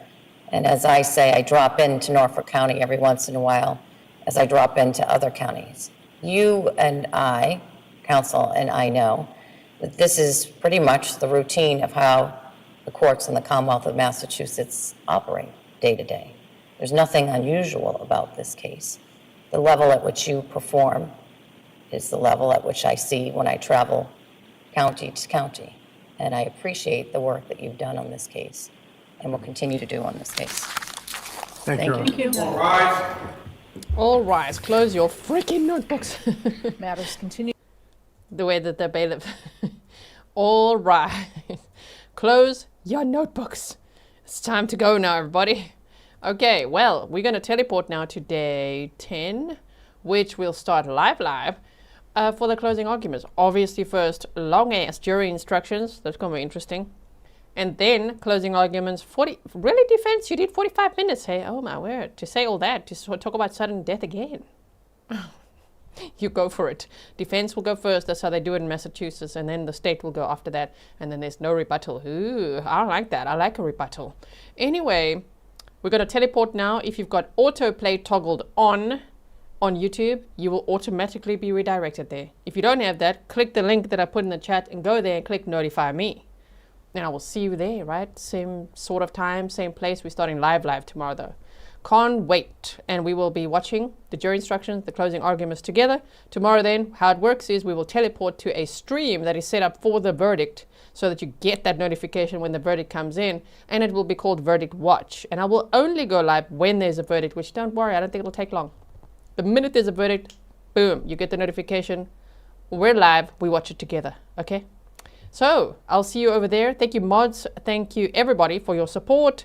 And see you tomorrow, Friday. A verdict on a Friday. I like it. I like it a lot. Bye, everyone.